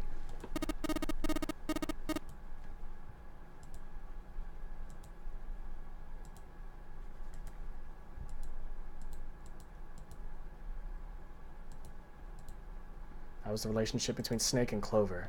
For some reason, they'd be abducted from the same room and woken up in the same room. Junpei looked up at them thoughtfully. They're gonna stream VLR. I don't even know what that is. So what's the deal with two of you? Clover answered. Clearly she had nothing to hide. We're siblings. Siblings? Yes. Snake is my older brother. Obviously, that means I'm his little sister. It's not so hard to understand. Junpei was taken aback. The other seemed just as surprised. She's correct, of course. He laid his hand on Clover's shoulder. Are you surprised? Well, yeah, but why? Are there other people here with connections to one another? Those two, for instance. Snake pointed at Junpei and June. How could you... we're standing apart. Virtue's Last Reward, the sequel. Maybe. We'll see how this goes. You say your childhood friends, weren't you? Well, you went to school together. Yeah. June glanced at Junpei, uncomfortable with the sudden attention. Junpei was nervous as well, and scratched his head as casually as possible. Well, maybe you can figure out why Zero is this way. Yeah, you're right. Connect the dots between the victims, and that leads you to the perp. Textbook stuff. Junpei, June, does any of this ring a bell? Ring a bell. Ring a bell? They both tilted their neck at the same time. Perhaps you went to school with the son of a multimillionaire. Like Togami? Byakuya Togami? Someone bought this boat and set up all of this. Whoever Zero is must be incredibly rich.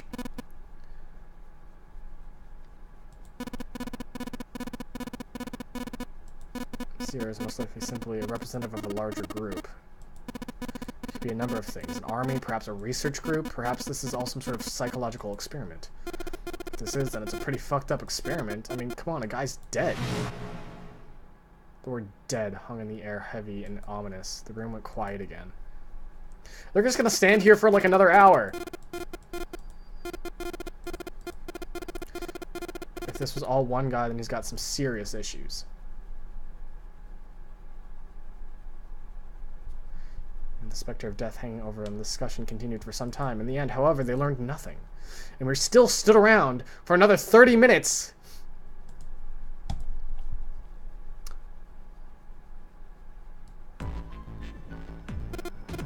We only got 5.5 hours left, okay? You sure you want to just sit around?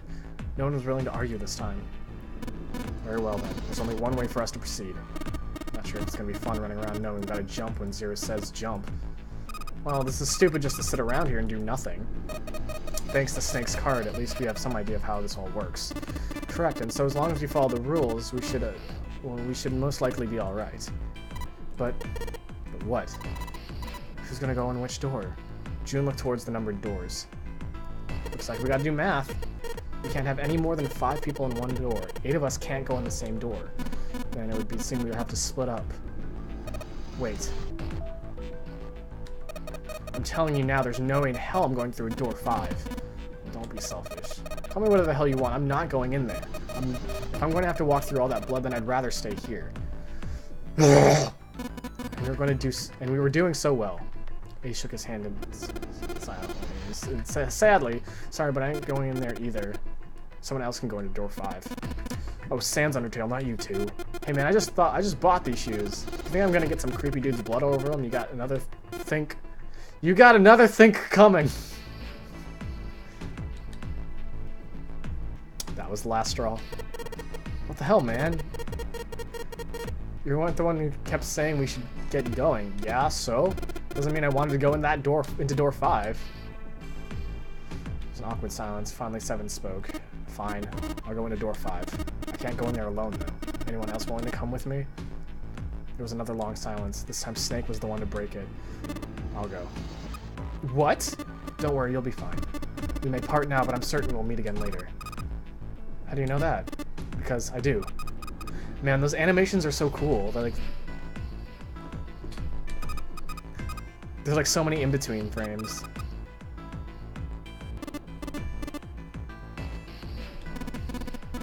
There's nothing you have to do. A step forward. If I join you, the problem is solved, correct? 7 is 7 and Snake is 2. A step forward. If you add Clover's number and mine is 1, the digital root will be 5. 4 of us can go into door 5. Wait, what about the other 4? What's their digital root going to be? Junpei did a quick mental calculation. Lotus, Sans Undertale, Junpei remained. Their bracelet numbers were 8, 3, 6, 5. What would their digital number be? Like, let's see if I can do quick math real quick. 11, 17, 22, 24. So we're good.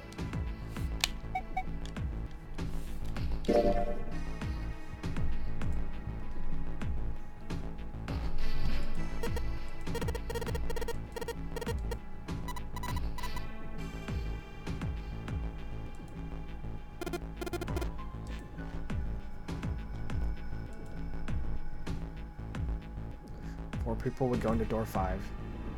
7, Snake, Clover, and Ace. 4 people would go into door 4. Lotus, Sans Undertale, Junpei. Junpei had to ask himself if the teams were really what he wanted. Beyond door 5 was what remained of the 9th man.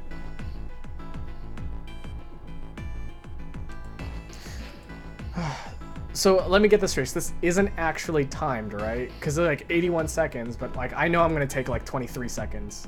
Not 23 minutes. Ah, God. I'm just like setting myself, oh, I'm so great. I'm so good at puzzle solving. No, I'm gonna take like hours on this thing, I swear. Go through door 4, or should he stop them all and insist on door 5? Hey, has it been an hour and a half since oh my God. It's been an hour and a half since I started. Alright then. It seems we've reached the conclusion. Shall we go?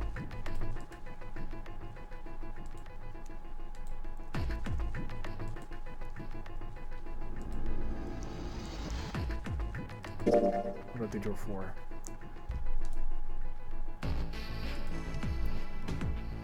Why had Junpei even considered doing otherwise? Be there for June, for Akane, Kurashiki. Akane Karashiki. It seemed good. He felt it was the right choice to make. He made no shows of affection, but Junpei saw her as something more than just a friend from his childhood. He watched the other four walk into their door. Ace, Snake, Clover, Seven. Junpei said nothing as they left. Before long, they'd reached door 5.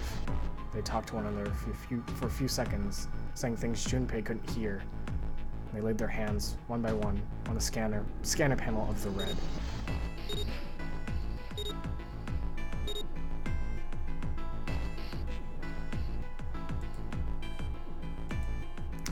Determination, there it is. It's Sans Undertale. Be careful.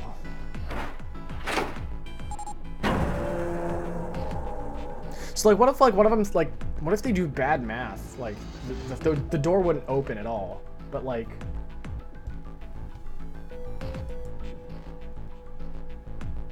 what if everyone just like died and you can't have a number anymore? The body was not a pleasant thing. Snake had no such problems. His blindness made him immune to the horror. He stepped through the door, his feet making a wet splash in the pool of blood. Do you intend to kill me? I assumed you haven't forgotten the door only remains open for 9 seconds, have you? Snake had not even bothered to turn around, but the other three steeled themselves as they stepped through the door.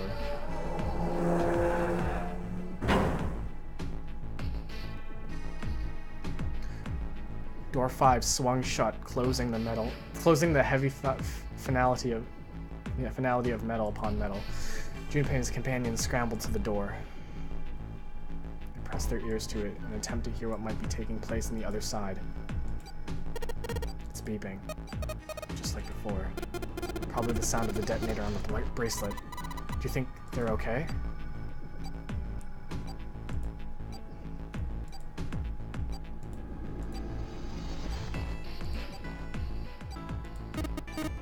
There it is. It's gotta be the dead thing.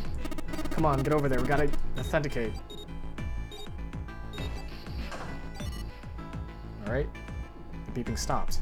Sighs of relief were audible even through the heavy door. Looks like it stopped. Junpei and his companions leaned away from the door and breathed collective sigh of relief within their own. Hey, are you doing alright over there? I heard Seven's voice, but it wouldn't be hurt. To be sure. See, the thing that I'm thinking of right now is that I touched the 5 door already. Am I gonna die?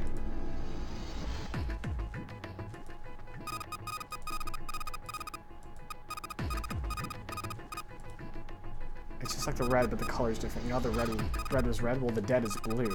Other than that, it's just like the red. Authenticating is the same too.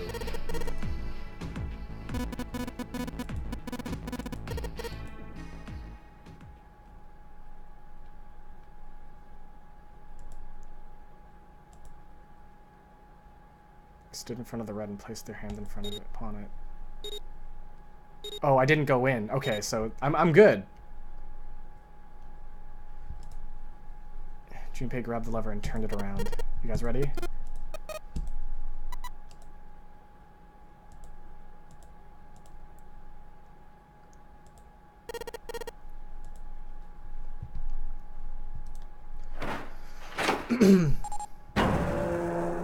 Beep beep.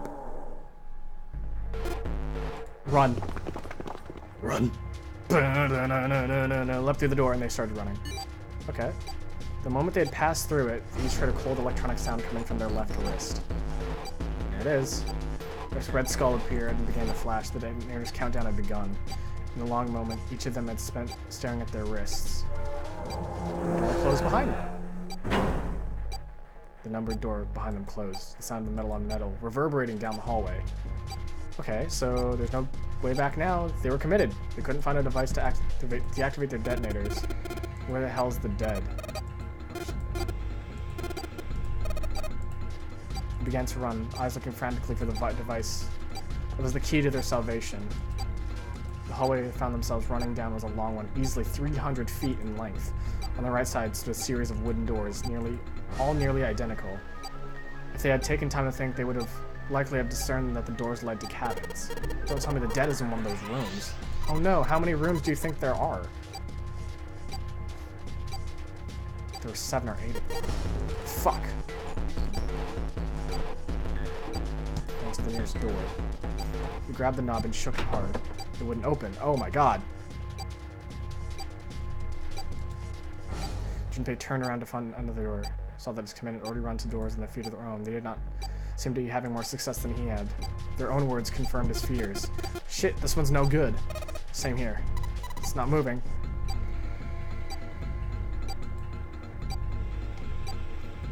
Junpei looked in the direction. His eyes caught something that he hadn't noticed before. A small red light flashed at him dimly from the end of the hallway. That's it, over there. He grabbed Sans, Undertale, Lotus, and June, pulled them towards the light. Sans Undertale called out to them as we ran. How many more seconds do we have? How would I know? Our time limit is 81 seconds. I know that, goddammit. I'm asking you how many seconds we have left. In all likelihood, Junpei figured that nearly a minute had passed since the door had closed behind them. If that were true, which seemed foremost in their minds, they arrived at the end of the hallway.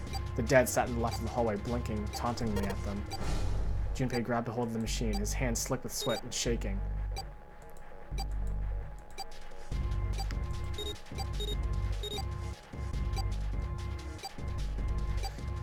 With a grunt, Sans Undertale yanked the lever downward.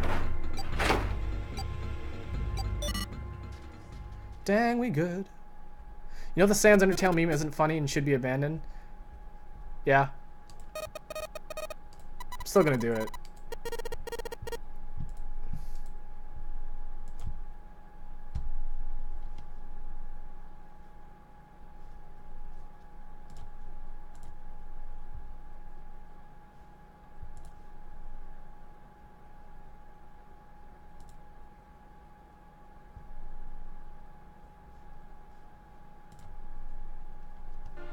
Sans Gaming. Yeah, we never got to watch Sans Gaming. Sans Gaming. Exactly, buddy. Yeah, the channel we never got to watch. Sans Gaming. Okay, now you're starting to bum me out, Patrick. No, look at the sign. Sans Gaming. Sans is a brother of Papyrus.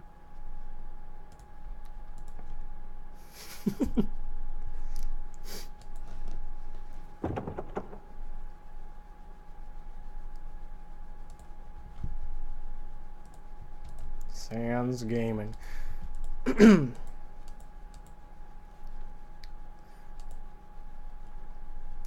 It's Mercury!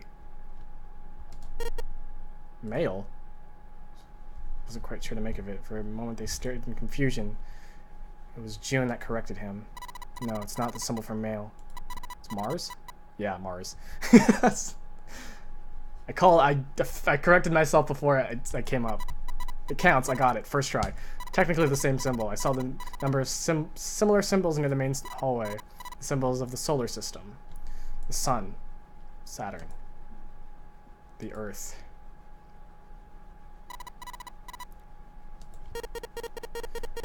So isn't the man symbol, it's a symbol for Mars?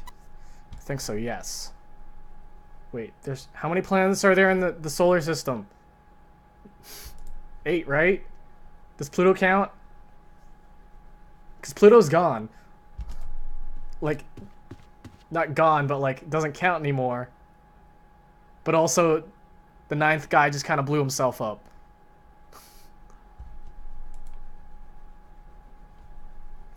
Took him a moment to catch his breath again. So here's the deal. None of the doors open. That must mean we only have 2 more doors. Let us examine the doors on either side of the larger double door.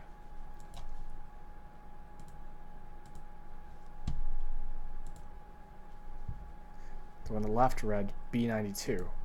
The door on the right proclaimed that it led to B93.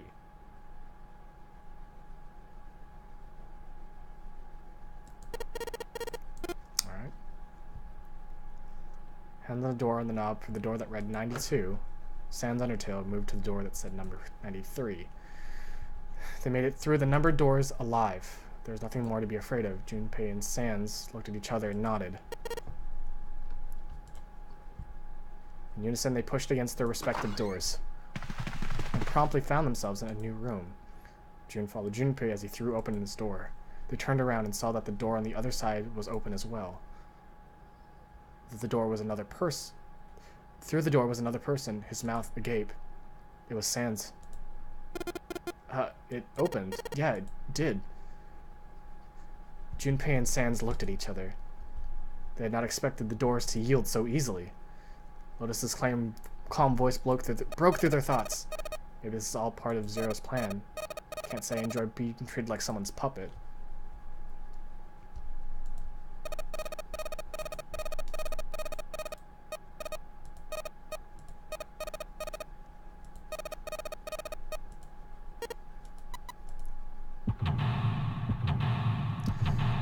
Another escape the room. Escape the room.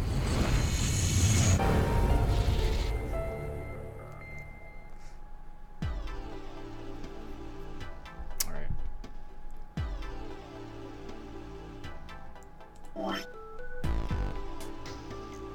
So there's a door. Okay, this looks like a hotel room, so that's going to be easy to think about. Let's examine this thing.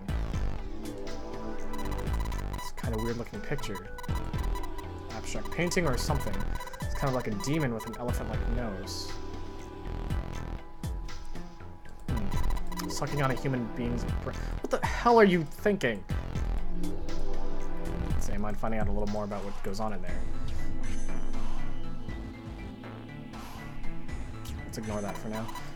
Looks expensive. She reminds me of a Ace Attorney character.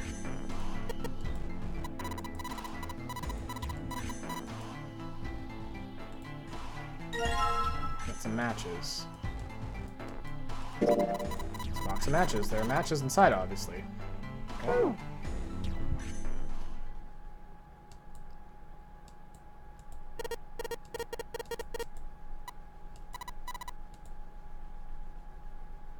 Do you mean Maya, Andy? I mean, Maya, Trucy, Pearl, like all of them. She's like the assistant.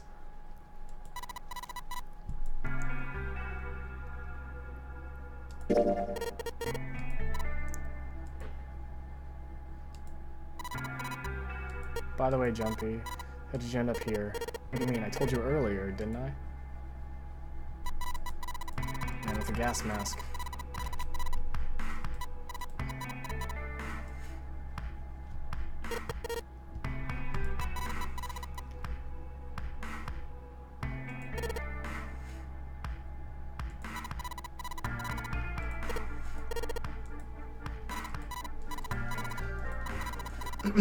Why would two childhood friends bump into each other like a place like this? Are you hiding something? She is. What would I hide? Your face. I mean, like the number of...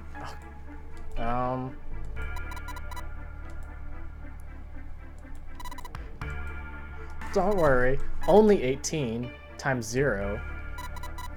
Get it? Because it's, she dated 0 18 times.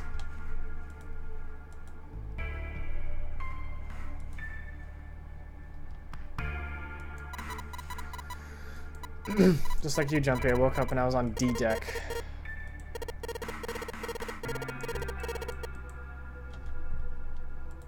I mean, these are college kids, right? So they're like somewhere between the ages of 19 and 22, I assume.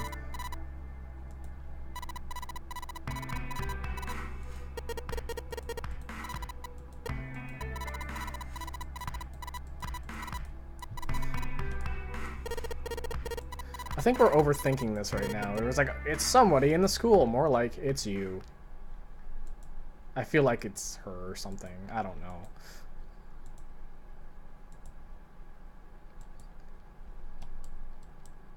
I mean, this isn't Danganronpa, but this is some sort of mastermind thing. Oops, shit.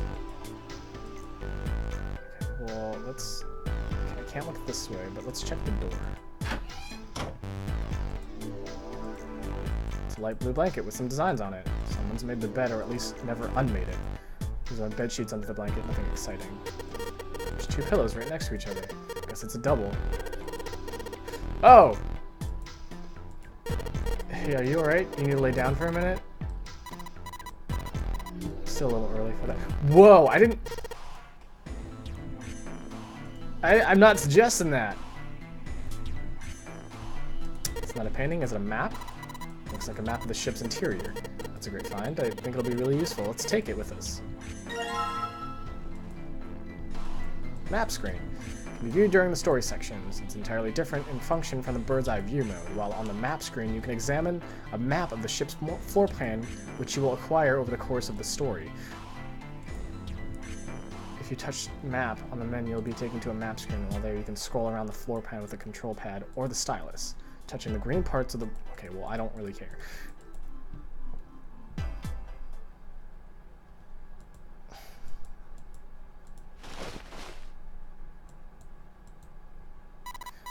This game managed to be a better Saw game than the official Saw game.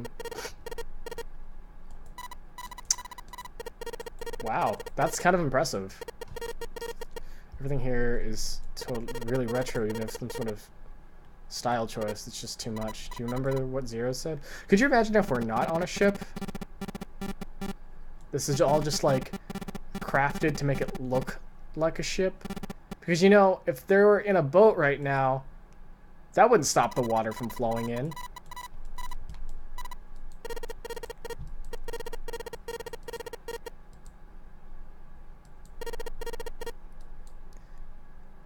It's a replica.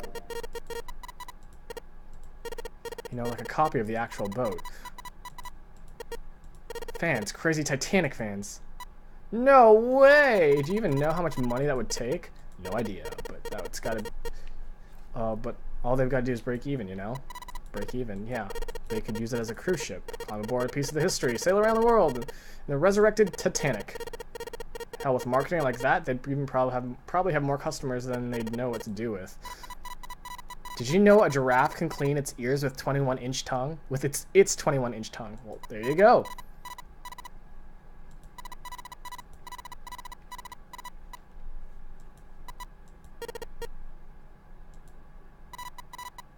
We saw the boat in the beginning. I don't think we did, because we woke up in the boat. Do you believe in that sort of thing? Like curses and stuff? Nah.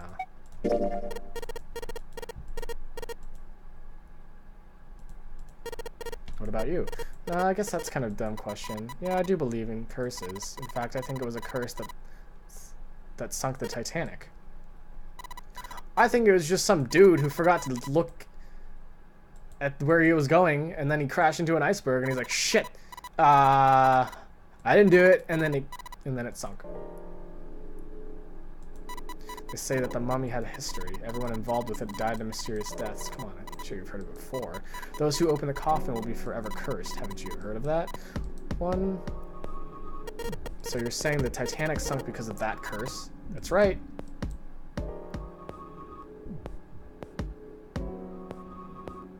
What's with this, like, clipping sounds?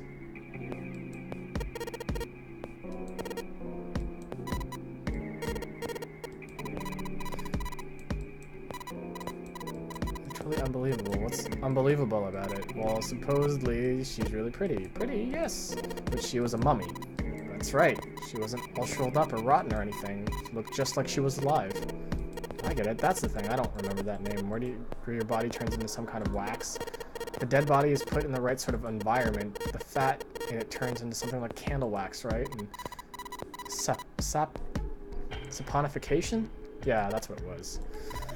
No, that's not it. She wasn't wax. Then what was it? They say that she was frozen. Frozen? Like the movie? That's right. The whole body was frozen solid. You know, a human body is more than 60% water. Through when it got put into the Titanic, even though it was carried through the desert. Her body never melted. Shouldn't we be, like, getting out of here?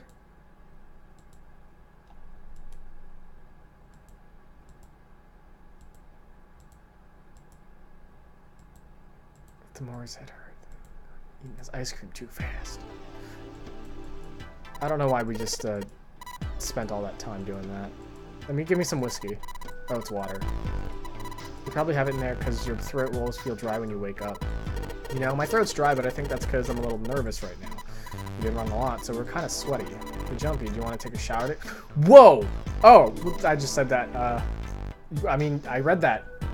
Just kidding. Too late to take it back. My brain's already working out the picture. Dude.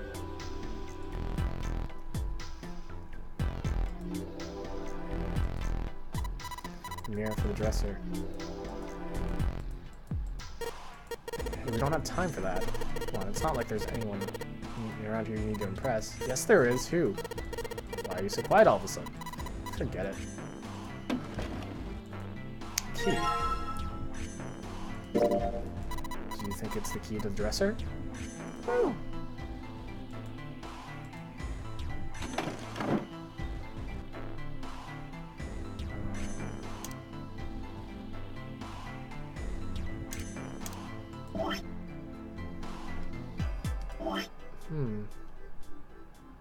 Bathroom's over there. How do we get in there, though? Let's leave. Wait, no, maybe there's something else we can... I keep clicking the top screen thinking I'm gonna be, like, investigating that. Let's see here. Wooden cupboard. There are cups inside. Surprisingly, no one. Yeah, let's check around here. Chair? Doesn't look like there's anything here.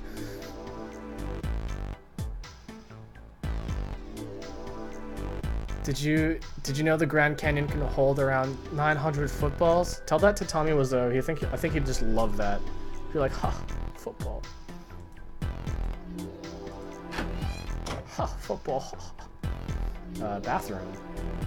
Where can I look? Shower head. It's a shower head. Feels dry too. That means no one has used it in a long time. That's the bathroom wall. There's square tiles all over it. A little blue platform protruding from the shower next to the knobs. It's for putting soap on. I used a shower once, so I know. Shower knob. Let's see if anything happens when we turn it. Now water's coming out.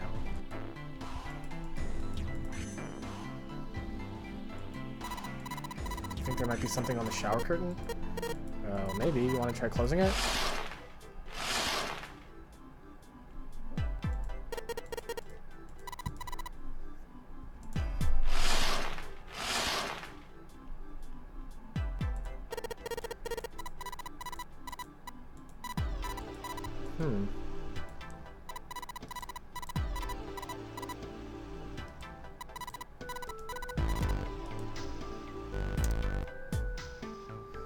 Let's try to find out what to do with this dresser. Why don't we go back into the living room?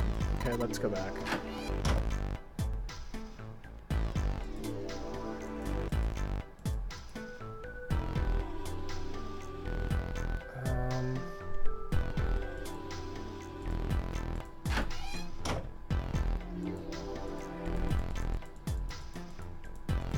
Oops.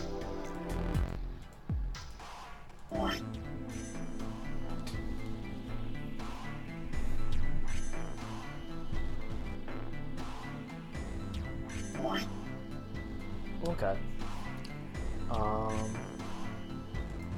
Oh, can I do this and then back out? No, I can't. Oh, I just had to click. No, what?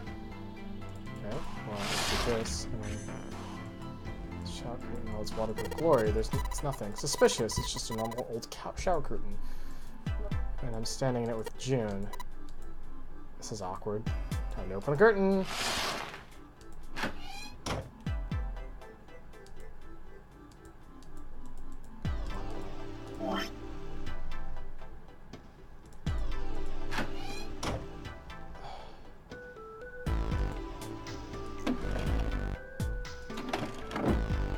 What items do I have?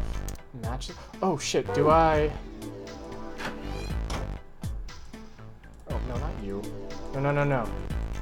No. Come on. Looks like there's... Yeah, I know that. I didn't want the picture. I want the bathroom. I want to close you. And I want to... Can I use the matches somehow? Matches. Strike. Combine it with the key. Turn it on fire. Oops. Y'all didn't see that. combine them. Yeah, I did think so. It's a key we found in the dresser. Maybe I can use it on another similar dresser. What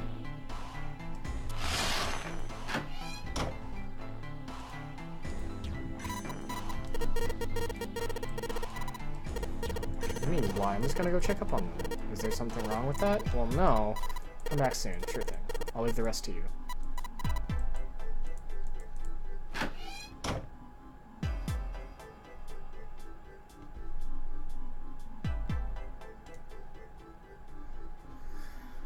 The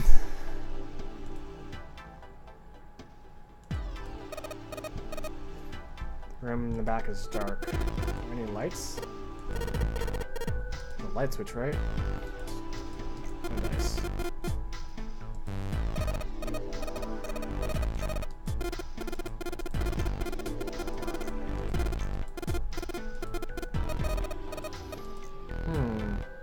Alright, let's go back.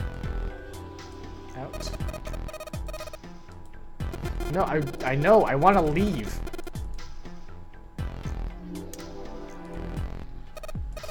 Candlestick, it might come in handy. Well, let's combine that with the match. I know. Let's not be an idiot. No,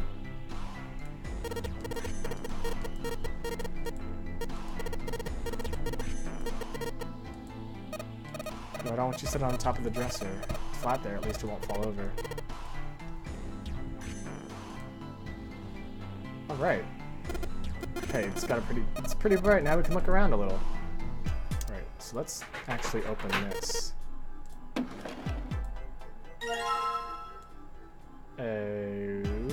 Okay. That's a strange design. Is it ceramic? Doesn't look like there are any puzzles in it. But I do know something that looks similar to that. Alright, let's look over here. Light.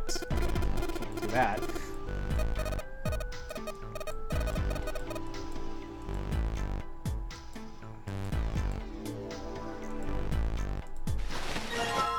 Curtain.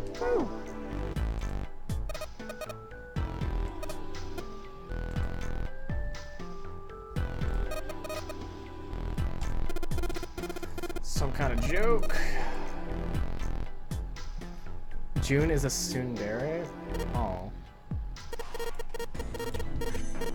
It got dark all of a sudden. Maybe the candle got blown out.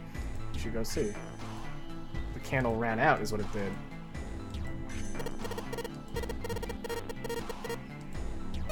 You're right, it's all bumpy. Oh shit, it's a key. I guess that's all I can really get here. Oh, this is a display case. Check it out. Placing shits look really expensive. It's a pretty weird looking design. Looks like a Holstein pattern. I need it.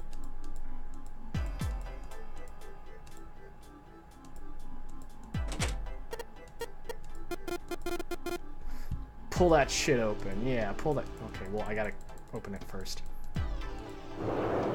There we go. Now I can take it. You got a minute? Sans Undertale showing up out of nowhere. Take this. Sans pulled out something in his pocket. It's a bookmark. Clover. What is this? Found it between some of the cushions of the sofa. Pretty sure it ain't gonna be any help to us, but I figure we might as well hang on to it anyways. Why don't you hold on to it? Sans gave him this wry smile.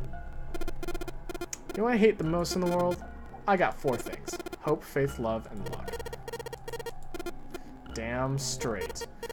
And so you hate these things? Yeah, you got a problem with that? Not really, but Junpei tried to figure out how best to phrase what he wanted to say. What does a bookmark have to do any with that? Sans scratched the back of his ear and looked awkward. Well, you see, each leaf on the 4-leaf clover has a meaning to it, okay? And that means it's pretty much those 4 words. It's like a flower language. I guess it's not a flower, is it? So it's a leaf language, I guess. So you could call them a leaf words. Leaf words. The bookmark. Hope, faith, love, and luck. I don't want you to take it, okay? Just touching it, giving me the creeps. Damn thing. Take the damn thing, alright? Sans pretended to shiver with disgust and shoved the bookmark into Junpei's confused hands. What do you want to do? I'll take it. Alright.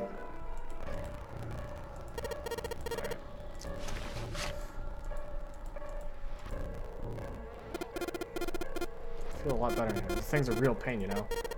Do you really hate those 4 words so much? Yeah, they all betray you, you know? Hope, faith, love, and even your destiny. What had happened to Sans, Junpei wondered, had become such a bitter person for the moment they looked at each other. Well, that's not my only reason. It's not the only reason I hate the 4-leaf clover. I just can't bring myself to like the number 4. Like the 4 horsemen? No, come on. That's just silly. Maybe back in the Dark Ages, that kind of crap scared people, but this is the 21st century. I'm a 21st century guy. There's so many, like, uses of numbers, and I'm just like, what is the, like... What is the best way to determine what something is important to the plot or not?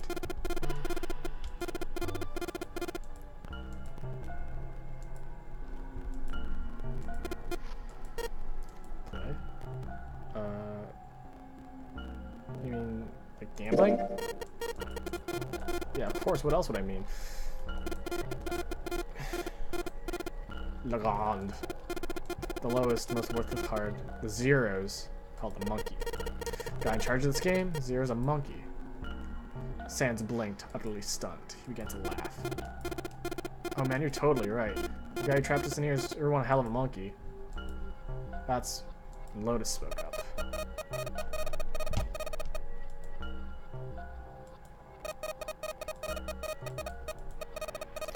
We just stop the tens digits and that's it.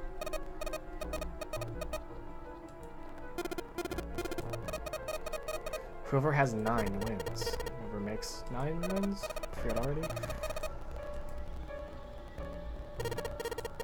But there is seek the exit, seek the door that carries a 9.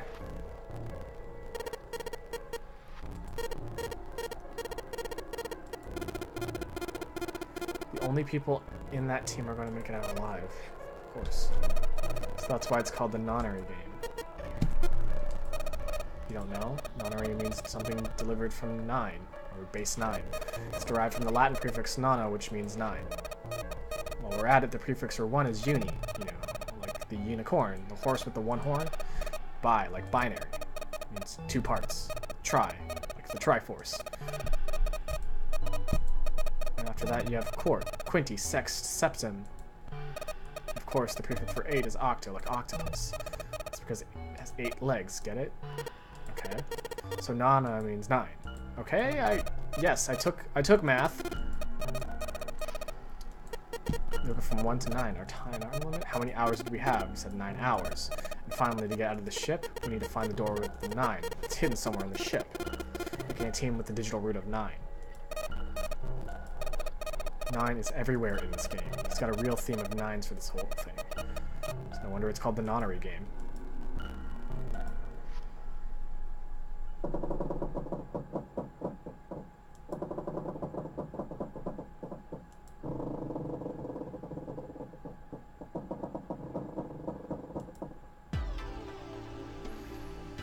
Ooh, okay. Oh shit, I'm gonna have to recreate that pattern, don't I? I have 3 of these things, don't I? Oh shit. No, I only have 2 of them. So I'm gonna have to recreate the thing then. Nothing in the toilet.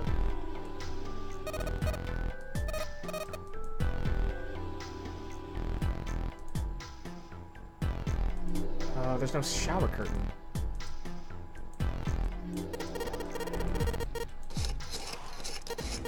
Let's try spreading curtains. There's a hole.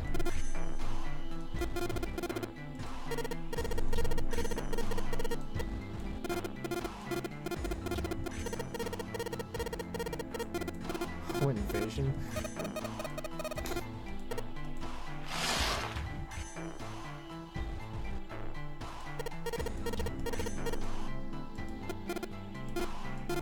There's a mushroom growing out of the wall. It's God, idiot. It's a shower knob. Try turning it, but no water comes out. Oops.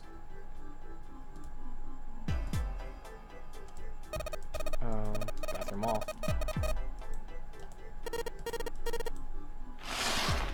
And it's another hole. I can see a single tile from the way you can see what tile it is. It's the 9th from the top and 3rd from the right. Or 5th from the top. Wow, I can't even... Number 9's in my head right now. 5th from the top and 3rd from the right.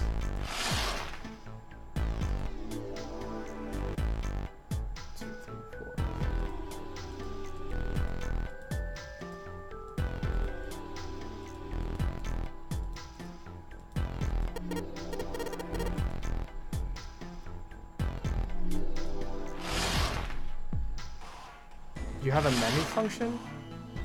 Oh, like a memo function.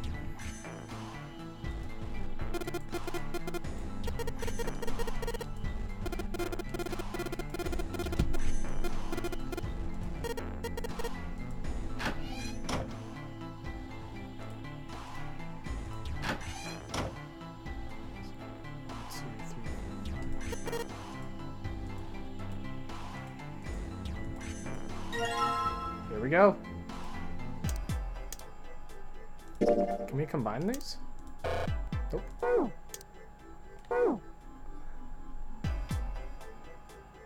You have the Y button, right? Or is that the calculator? That's the calculator. I get it, yes. What are you mumbling at? Did you figure something out? Oh, nothing. Don't worry about it. Okay, so I need to figure out... It looks like... Okay.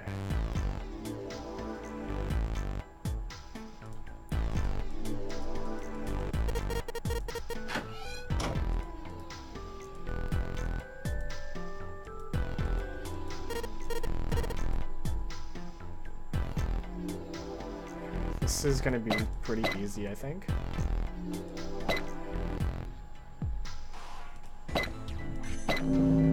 Got it! First try. And there goes the frame. What is this? What do you mean, what is this? It's pretty obvious, isn't it? It's a hole in the wall, like a hidden safe or something, you know? Let's take a look. I think there's something inside. Oh shit, it's the key!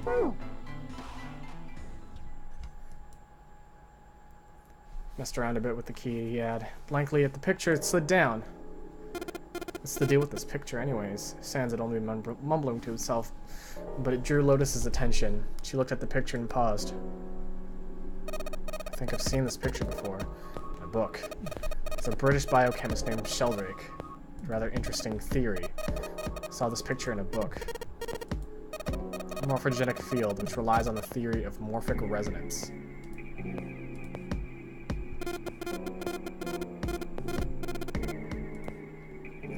Sans put his hands on his head as though he were in great pain. Lotus merely arched an eyebrow in his direction and continued. It's not a different concept to grasp. In essence, he states that the shapes of living organisms and their behavioral patterns are transmitted through a field not visible to the eye. So, Andy, do you know what this is? I don't know what this is. Do you know who that is? You're kidding, right? It's Mario. Telepathic mechanism. It's telepathy, whether perhaps not exactly telepathy, but it's close enough for a simple approximation. Sans suddenly burst into laughter. Are you serious? Telepathy? Get that best ending? I'm not gonna get that best ending. I'm pretty sure I'm definitely not gonna get that ending. Because I'm going through this blind, and I'm gonna be like, wow, I'm not gonna continue if I get the not good ending. I read in the book, but I can hardly say I understood it. It's no position to defend or condemn anything I said. Probably just someone latching onto a statistical outlier of some study, and it turning into a ridiculous theory. There's no scientific merit to any of it, I'm sure. Even so, I saw a picture like that in one of his books. I mean, that's exactly what we're kind of talking about.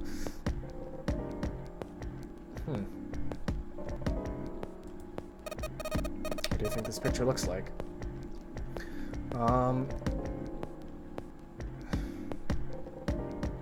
To me, it looks like an alien from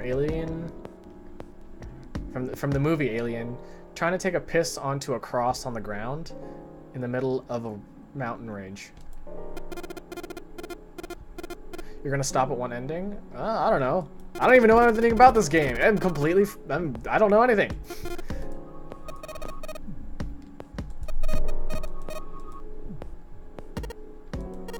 I guess it looks like...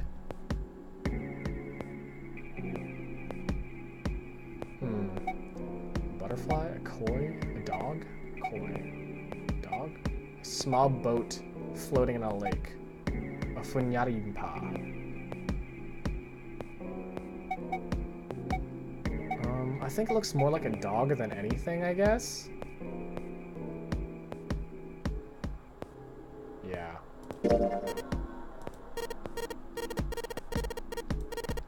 See, you got the head here. And you see the front paws, and there are the back paws. I don't see it. I don't see it. Oh! Oh! Oh my god!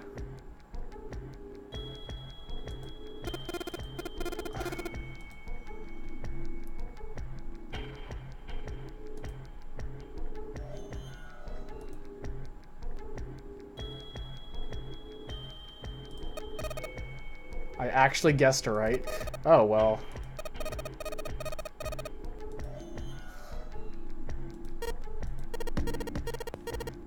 I don't know what it's a picture of, but I don't see how it helps us. A TV show from Great Britain did an experiment once. They took two similar pictures. Both of them were difficult to identify initially, but once you figured out the answer, you could see it as anything else. You couldn't see it as anything else. The first picture was a woman wearing a hat. The other one was, to make it easier, let's just say it was this picture of a dog. So, their experiment,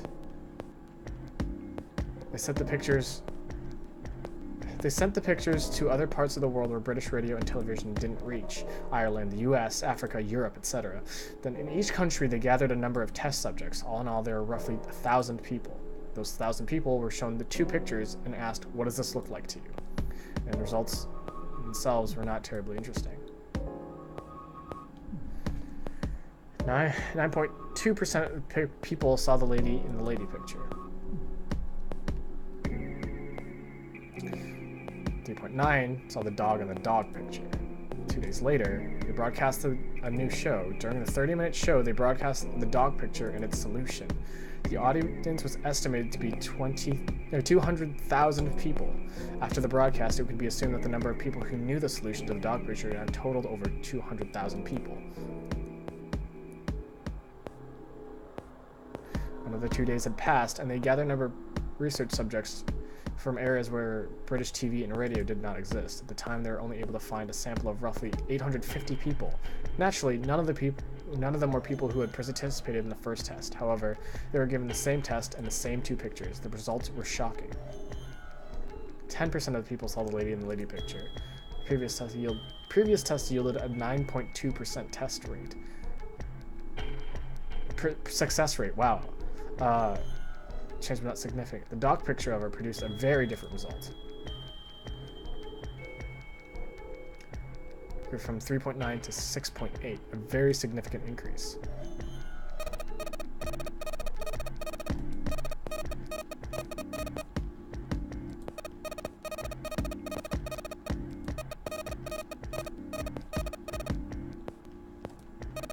So what was that? Why did that happen? What does it mean? Lotus looked back and forth from Junpei and Sans back again. Normally calm and collected, she now looked as though she were nearly possessed, as if there was something manic about her manner. Sans took an involuntary step backward. Junpei didn't budge and stared straight back into Lotus's eyes.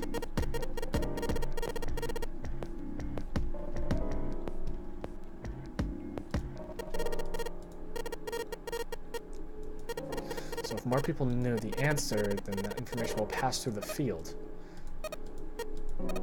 Psych.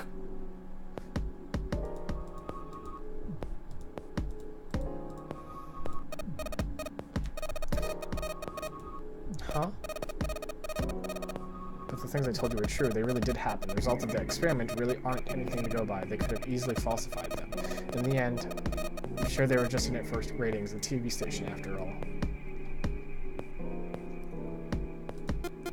Right, man, I gotta admit, you had me there for a minute, so I really thought you were serious. Of course, I just told you before, I'm sure it's all just pseudoscience.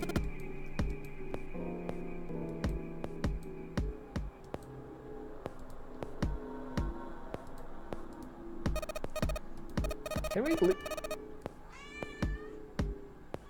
we leave now? We just kind of like stood here, grabbed the key, and just sat here talking about dogs for a while. A field not visible to the naked eye. Morphogenetic field. The more he thought about it, the more his head hurt. Let's go to the hallway. Let's get June, and you guys can head to the door.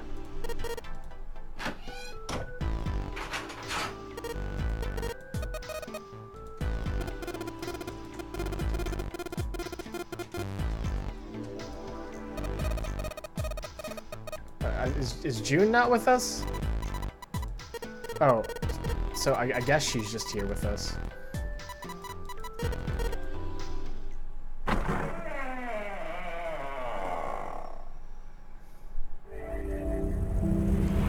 I found it! Wait.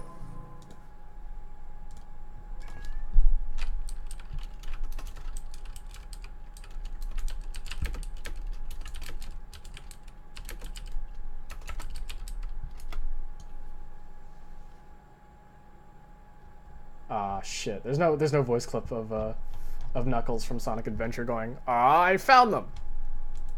I was just looking for that. Metal grate extended across the width of the hallway. The cold and shook, but it refused to move. Nearby was a pair of elevators. It only took a few button presses to determine that the elevators would not respond to their efforts. They could only assume the elevators were not powered. There was only one door left. Looks like we don't have a choice.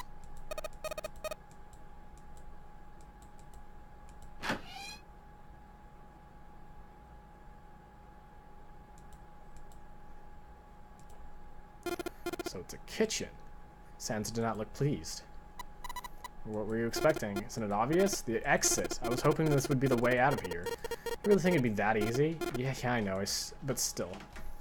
As they talked, Lotus headed deeper into the room. She stood in front of a door. If we can just get through this door, we could come out on the other side of that grate we saw earlier. Don't need a key for that. But don't we need a key for that? Sorry, I guess that wasn't very constructive. Neither Junpei nor Lotus looked terribly happy. Junpei dug the ship map from his pocket and spread it out in front of him. And as he did... Oh yeah, I guess I forgot to tell you. I found a map. And I found it's a map of B-Deck. Meow meow. Meow.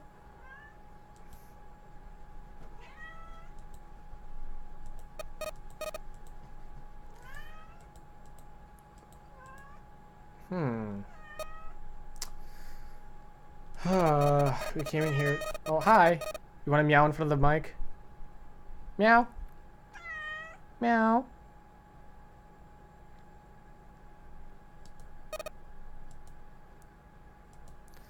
With their finger, Lotus traced the path on the map. She was right. Satisfied that she had been correct, Lotus folded the map and handed it back to Junpei. He took it and slid the valuable piece of paper back into his pocket. There's a card reader on the right side of the door. That means the key card is somewhere in here, right? Seems most likely. I know that we need to do that then. Let's get moving. Okay, I'm gonna call it off here. I need a break.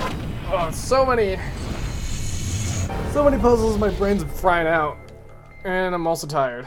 Because I'm still hungry, or still like full from my food. And also, Hilda needs some love. Yeah. You lonely? Yeah, okay. So yeah, I guess this is the end of the stream, guys. I gotta hit pause. Would you like overwrite? Yes, I would. Would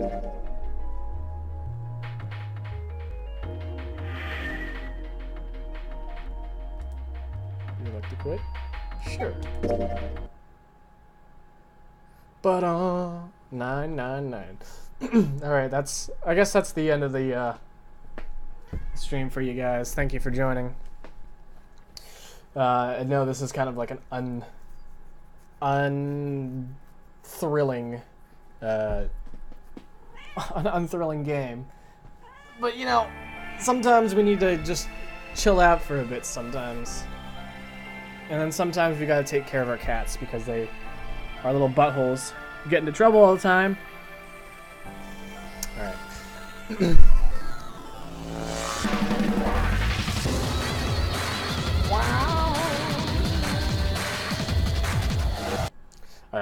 Alright, thank you for joining, guys. I don't know if I'm going to be streaming next week. I don't even know when Skunk is supposed to be streaming, because he's supposed to be streaming on Thursdays, but all of a sudden he is really busy with stuff, so... my time will change eventually, but for now I'm going to be streaming on Thursdays until Skrunkus can start streaming on Thursdays. It's Thursday, right? It is Thursday. So yeah, I guess I'm going to continue. And we're all going to have fun, and we're going to find out who Zero is and why we're all here and why Lotus needs to put on more clothes. Or put on nothing at all. I mean, she's fine how she is. So thank you guys for joining. I'm going to be heading off. Have a good night, everyone. Make sure you eat lots of meat. Meat! What time next Thursday? Usually around 6. That's usually my usual time of streaming. Once a week, guys. That's usually what I do. If it's not on Thursdays, follow the Discord, follow the Twitter. Yes. Gotta keep that in mind. All right.